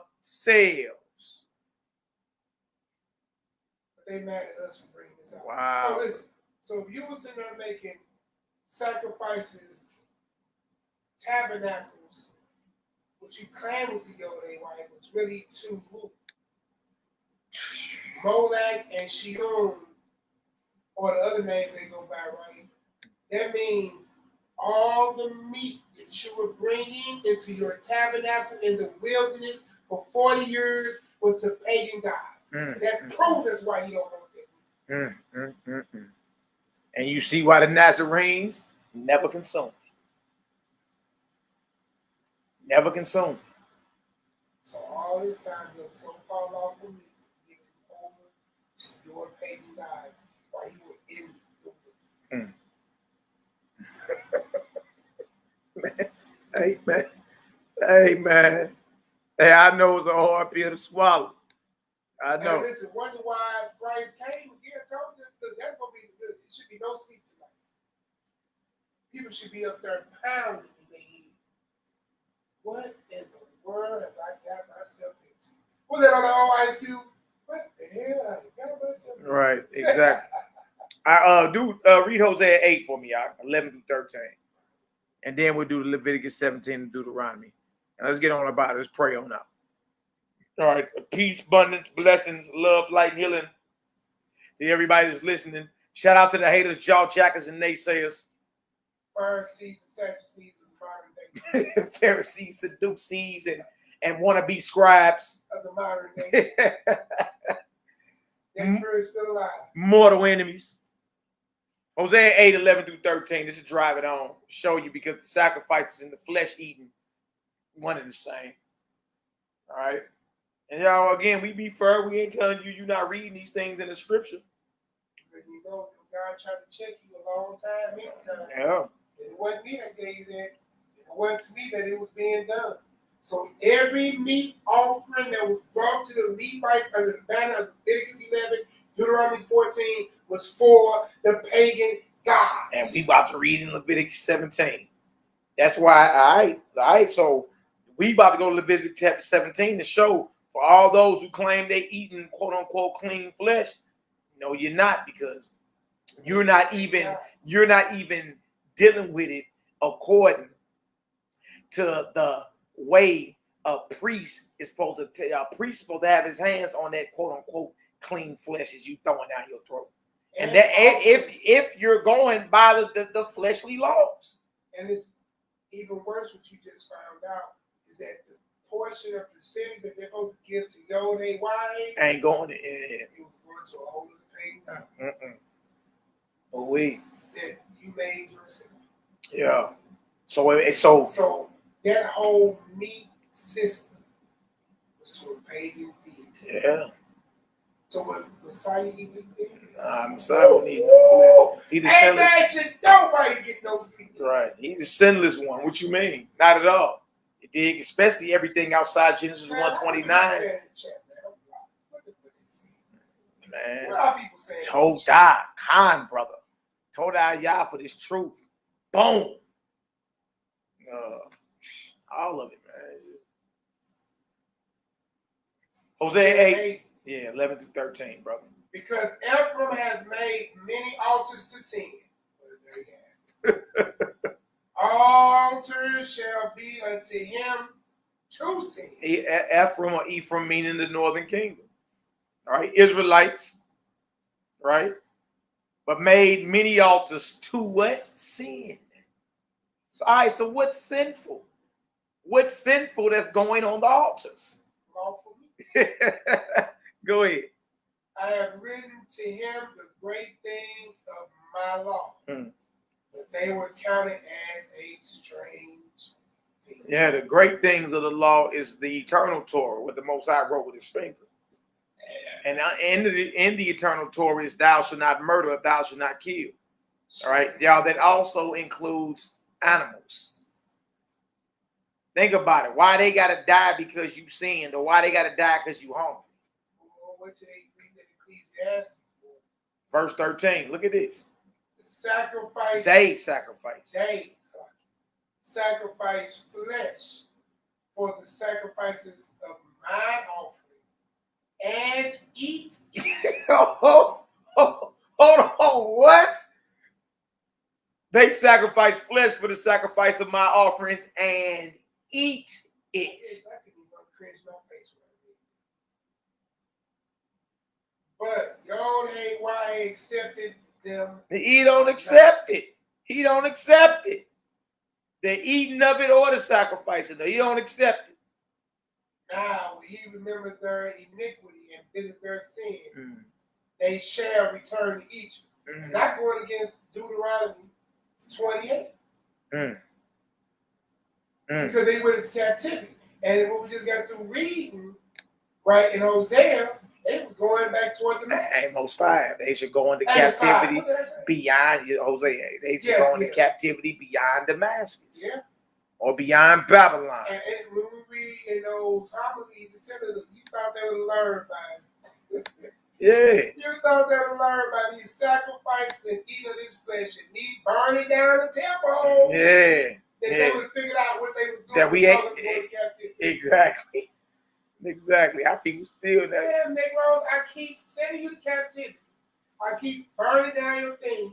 And it's because you're worshiping other gods. But people are like, well, they worship other gods. Yes. Yes. We're telling you. That's what we're telling you. Even in the wilderness, your meat eating, your meat sacrifices, and your blood spillage is directly connected to other deities. Mm-hmm. And not only did you do it right coming out of Egypt, 40 years in the wilderness, you kept it. All the way up to the time of the Mashiach. Mm-hmm. That's why even when the Mashiach came in, he overturned everything, got rid of everything, whooped everybody's ass, excuse my language, and all that because you were still carrying on the worship of your forefathers, which was worship of the devil. Yeah. Point blank, period. Mm-hmm. He got rid of the Levites because they never apologized, no one got it right. Kicked them out. And these niggas believe Zadok when we make the sin sacrifices in 20 kingdoms. You guys don't even know where the Levite at, and alone who are the Levites, depending on which chart you want to use. And then you wouldn't take your meat to the Levite now. Mm-hmm. But if you did, he'll offer it up. But if you really offer it up to Malaki, Shion, he's still, listen, that's why the Antichrist got to come back and then rebuild the temple and reissue the sacrifices. Why? Because it was to him the whole time it was being done. Mm-hmm. How long I've been saying that? Makes sense why you got to bring that back. Mm-hmm. Part of the prerequisite. Mm-hmm. Because they got to reinstitute what was taken away. They want their blood back. Mm-hmm. And they want you to be all you doing it with. You ever go to New York and watch some cats, man, sacrifice some chickens and all the stuff they do, you Jewish people? For Yom Kippur and all, yeah. Oh, my God. I'll show the video. Like, that's why people hate your Bible in some cases, because they say, but that's a blood God. Mm-hmm. Well, it wasn't the God of Abraham, Isaac, and Jacob. It ain't the God, it's not the God who created heaven and God earth. of a Mashiach. Right. He clearly showed the difference. All right. Leviticus 17. Let's get it, bro. Let's get it. We can close out after this.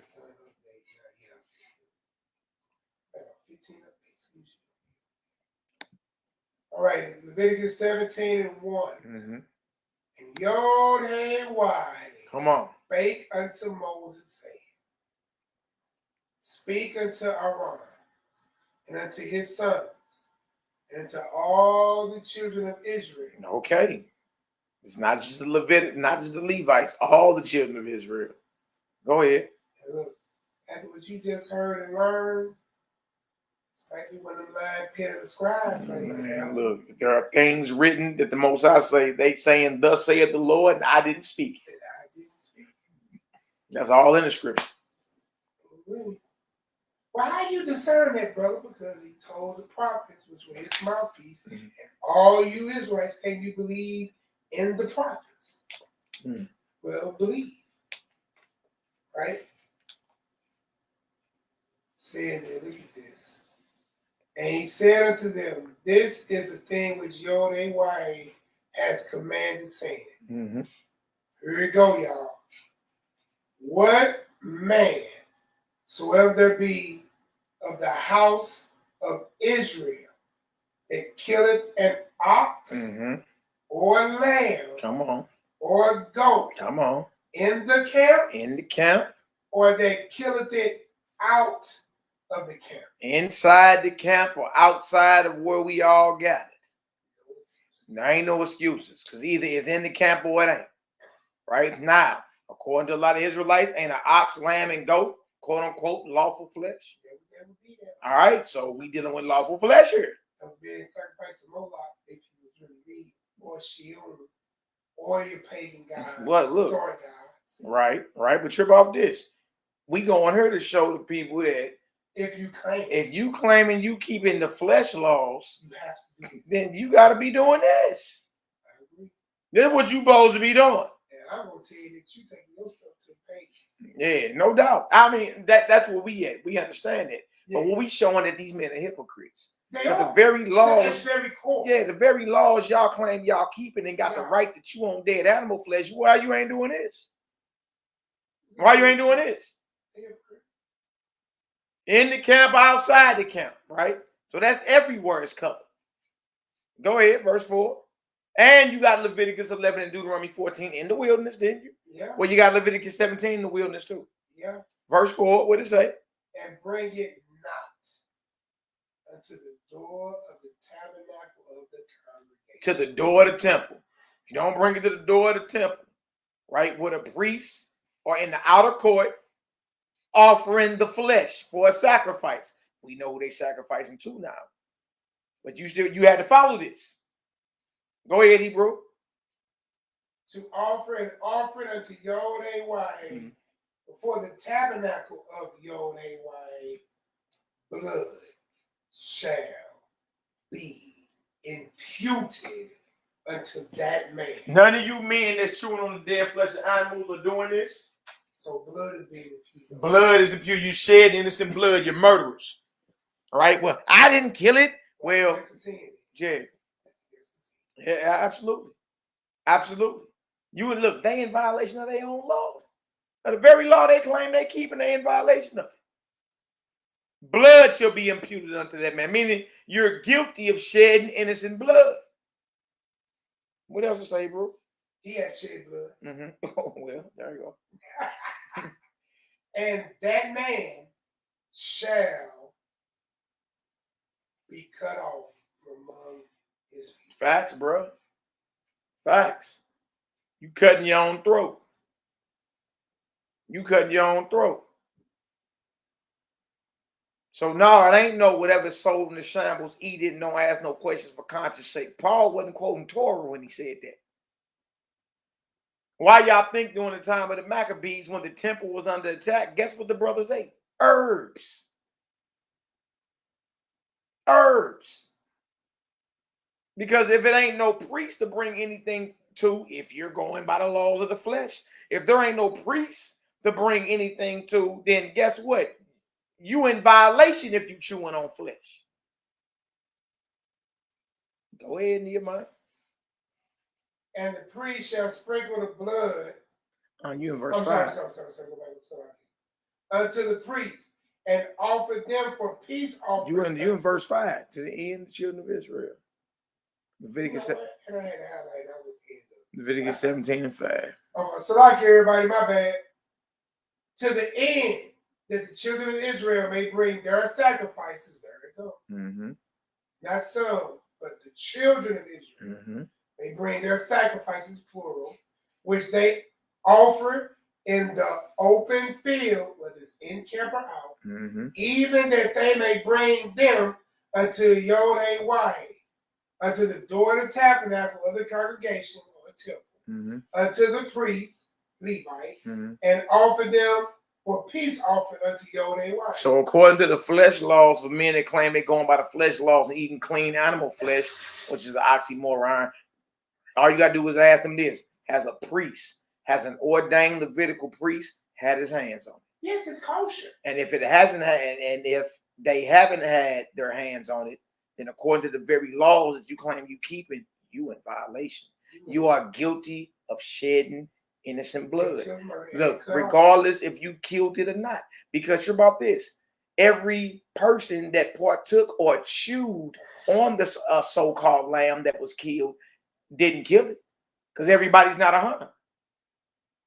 You see what I'm saying? For instance, if you say you killed an animal, right? All right, and you went through all the process, you had a blood drain, and then you skinned it, and then you brought it home to be cooked, and your wife and your children partake of that. Your wife and children didn't quote unquote kill it, but they are still chewing on the dead flesh of an animal that was killed. So for any man, okay, well, I didn't kill it, it don't matter. You are still an accessory to the crime. You accessory to the crime. Just like every person that ate it did not kill it. What you got? Get right back there, Leviticus. If it was too much for, if one had a lamb for house and it was too big, or not on Exodus 12, right? They can take in the shirt. They can take in the shirt, absolutely. So you be audited that way. Also be imputed. Yeah, that way. Absolutely. That makes sense what I'm saying? Makes sense. So don't be like, well, if it was too much smiles, I can share it with him, and he get blessed. Well, since you did that blessing, it's also how they curse you. Exactly. So you going by the flesh laws. This is a priest, an Israelite Levitical priest has to have his hands on that flesh. If that's the law you're going by. And if you're going by the flesh laws and this is not happening, then all you men and women who are chewing on the dead flesh of animals at this very hour, you are guilty of shedding innocent blood. Blood is imputed unto you. Repent, turn back from it. Guilty of blood, guilty of murder, and guilty of worshiping another God. Absolutely. I know. Absolutely. We're trying to bring one point home. I just want to see when we sin it later. Yeah, absolutely. When we don't even realize, bro. We commit a sin, we go sin serious. All right, so we at verse 6. Verse 6. Notice a priest got to have his hand on it. These men are in violation.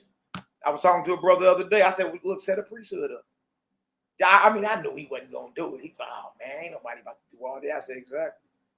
And being that that's not happening, even if it did happen, I ain't even I just went and showed him the first step to it. Y'all ain't even going to go as hard as setting up a priesthood, setting up an altar, finding out a Levite. Y'all ain't even going to do that, let alone understand that, look, you ain't been offering that to him anyway. All that was going to the adversary. Because the Most High didn't speak it, nor did he command it. In Egypt or in the wilderness.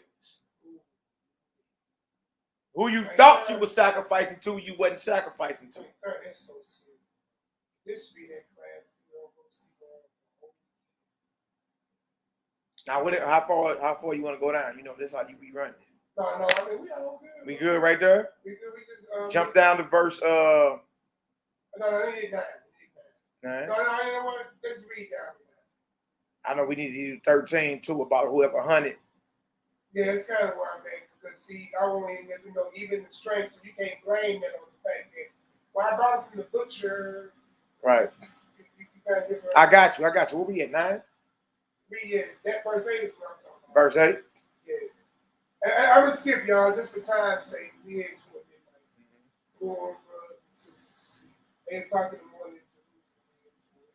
So check this out. Verse 8. And thou shalt say unto them, whatsoever man there be of the house of Israel, or the stranger, come on, which sojourn among you, that offer a burnt offering of sacrifice, and bring it not unto the door of the tabernacle of the congregation to offer it unto YHWH, even that man shall be cut off from among his people. No, we jump down.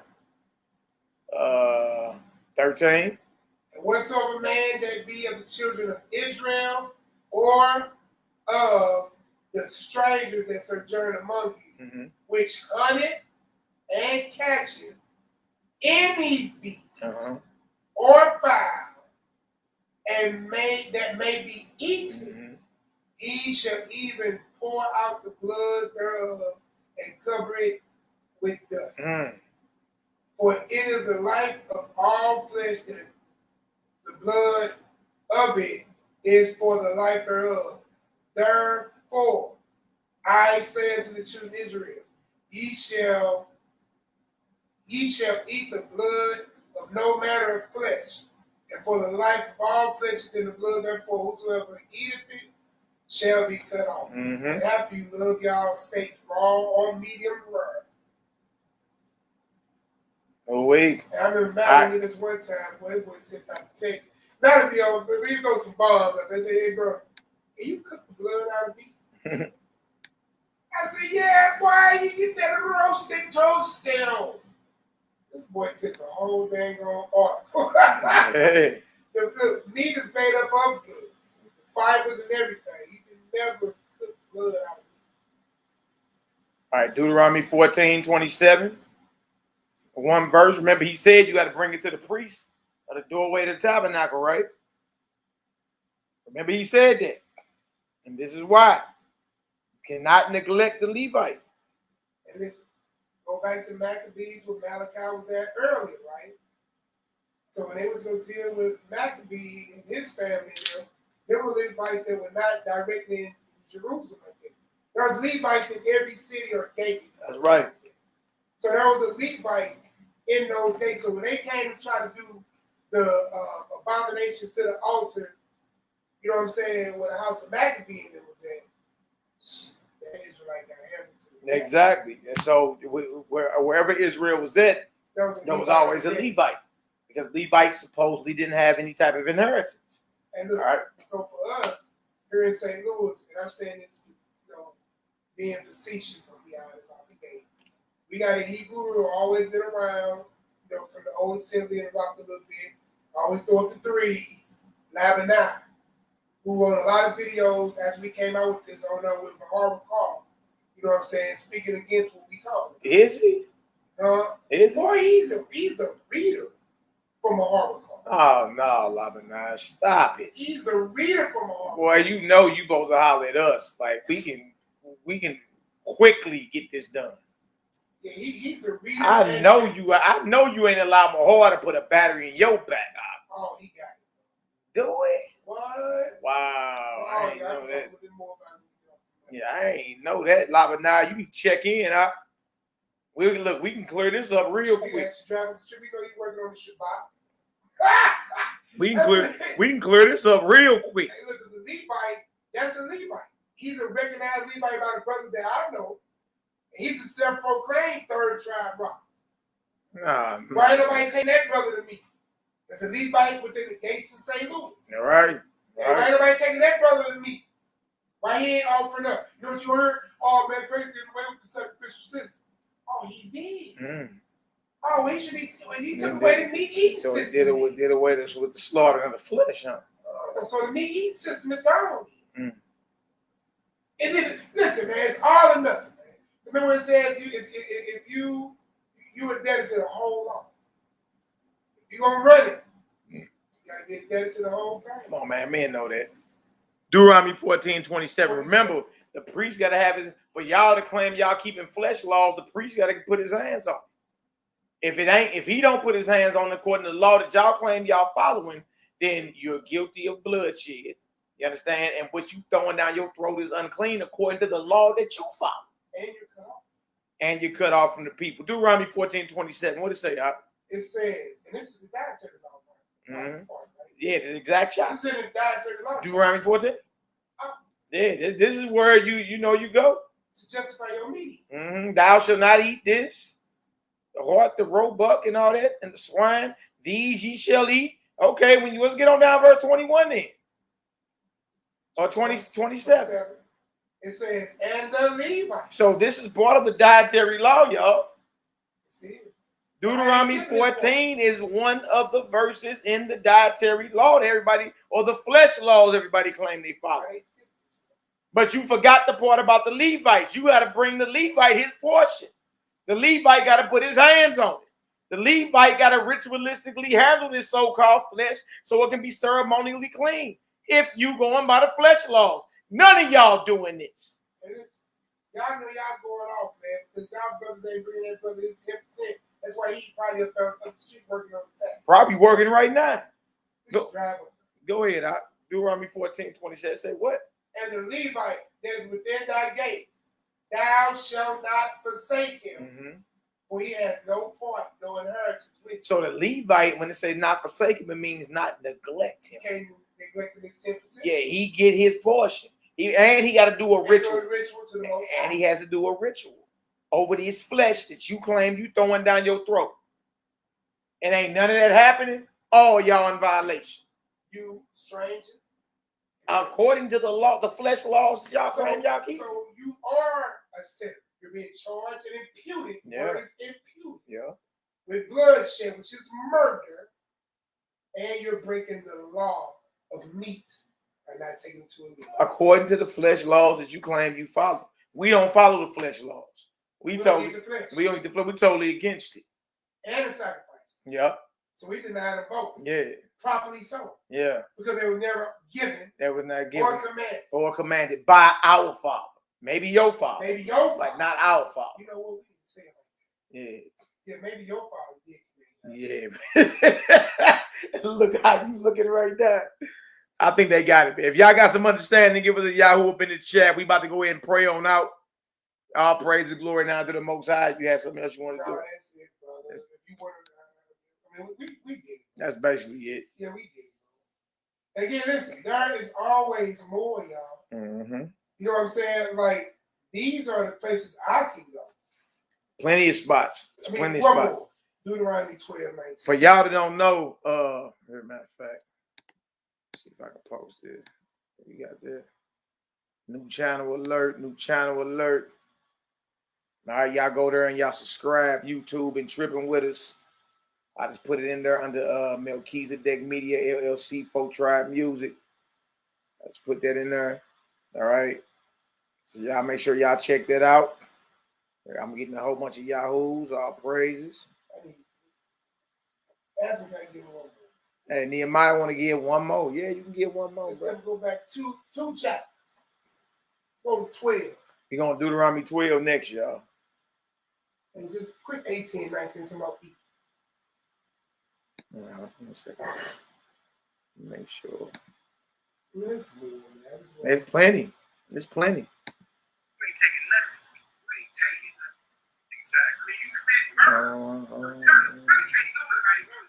I just want to make sure which one calls.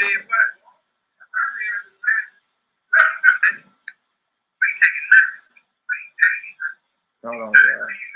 I'm gonna find it. I'll click out of it. You do it. All right, dang, my bad.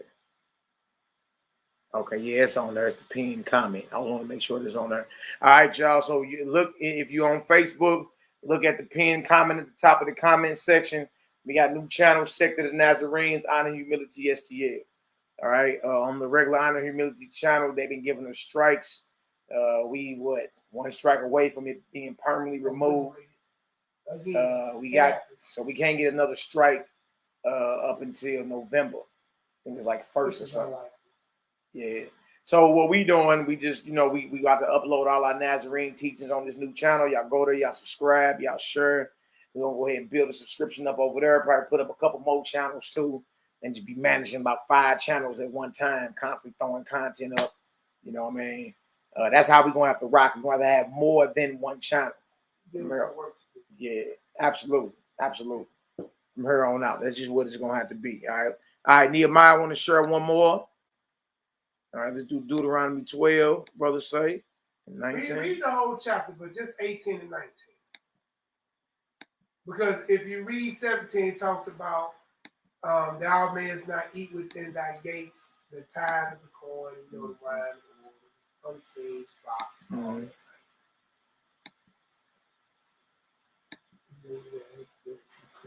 Yeah, I got you, bro. No. 19 is all right, there you go. 12 and 19. I got it up. Right. Take heed to thyself that thou forsakest not the Levite as long as thou livest upon the earth. So not as long as he lives, as long as you live. As long as you alive. Find you a Levite. Yeah. If you got to deal with meats and all that, and get her done. Yeah. You owe him. Basically, he's a tax collector. Because you owe him. What you're not doing is you over making your brother work on the Shabbat. I mean, but they did anyway. They just get mad because they got mad at Christ about that. Well, ain't y'all in here doing the showbread and anything else on the Shabbat? Y'all tripping off me? Tripping off me. Y'all been breaking the Shabbat since the beginning. All right, Nee, let's go ahead and You trying to say that the Levites are wicked? Yeah. Yeah, Malachi, the 2nd chapter. Yes. I mean, look, y'all, it's what it is. Our Messiah was way more radical than what you believe. You know what I mean? What we have accepted is a romanticized version of him. All right, to go against an establishment that was making moves for well over 1,500 years. That's what they don't want. And the prophesy it to come down. You understand? And his very teachings was anti-temple. Teaching was anti-temple because, again, if he telling you to go and sin no more, if you're not sinning, you're not bringing no sacrifices to the Levites. Guess what else you're not doing? You're not even buying sacrifices from them if you don't have any. All right. He's healing, so you're not going to them to get healed. He's breaking down the true understanding of the Torah, so you're not going to the scribes or the Levites or anybody at the temple to get scrolls or to get understanding. His entire teaching was so revolutionary that he even taught that you are the temple. You are the dwelling place of the Most High. He ushered in the new covenant. You understand? The new covenant is what? The words of the Most High written on you. So the biggest mystery is this. You are the book of the Most High. His words are written in you. His words are pure words, right? Well, man can't tamper with that. The Most High's words are pure. They don't go through a printing press. All right? And his words are what he speaks to you and every last one of you brothers and sisters since before you can remember. So it's in his DNA code. You put it with the actual right. There you go. There you go. Well, you need to flow with that. All right. So let's go ahead and say a prayer, Hebrew. Pull a psalm up or whatever. Let's face the rules. Let's pray on out. And y'all willing, we get with y'all. You know.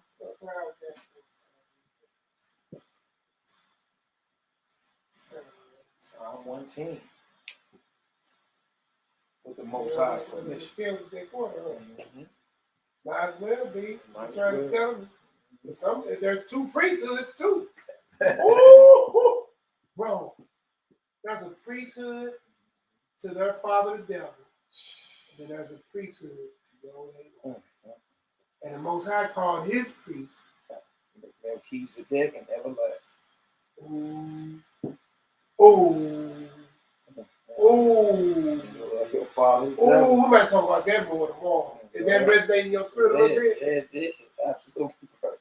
Was it the me? Because the Levites were sacrificing to their pagan gods. I ain't right there. I ain't Amos. I ain't Isaiah Daddy.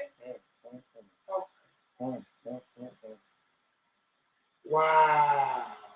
2 priests, 2 gods. Ooh. Hey, what's the class? You are your father, the devil, boy. Psalms 110 with the Most High's permission.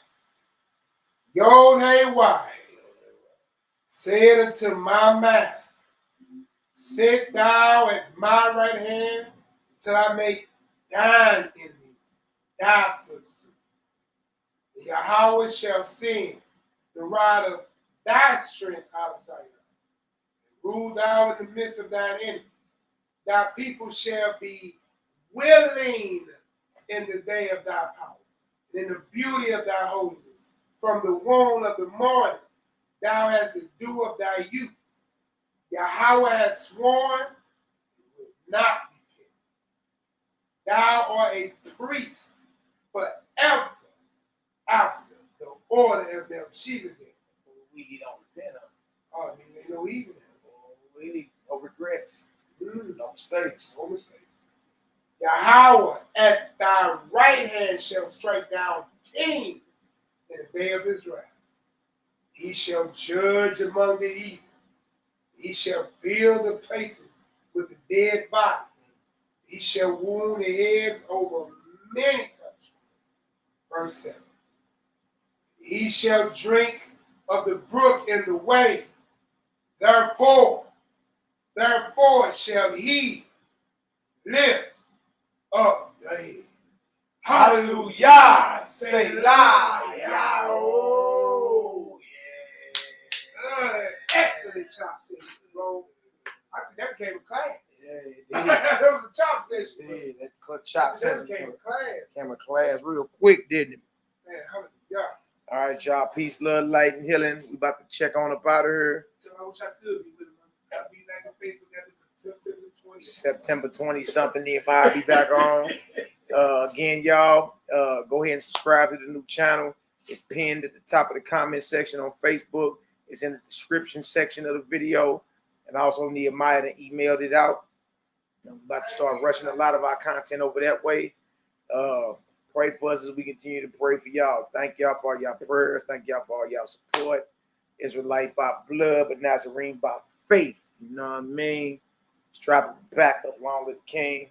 Love y'all indeed in truth. Peace, love, light, and healing with faithful elect. All right, till the next time, the Most High give us breath, we right back at it. Hallelujah. Salah, y'all.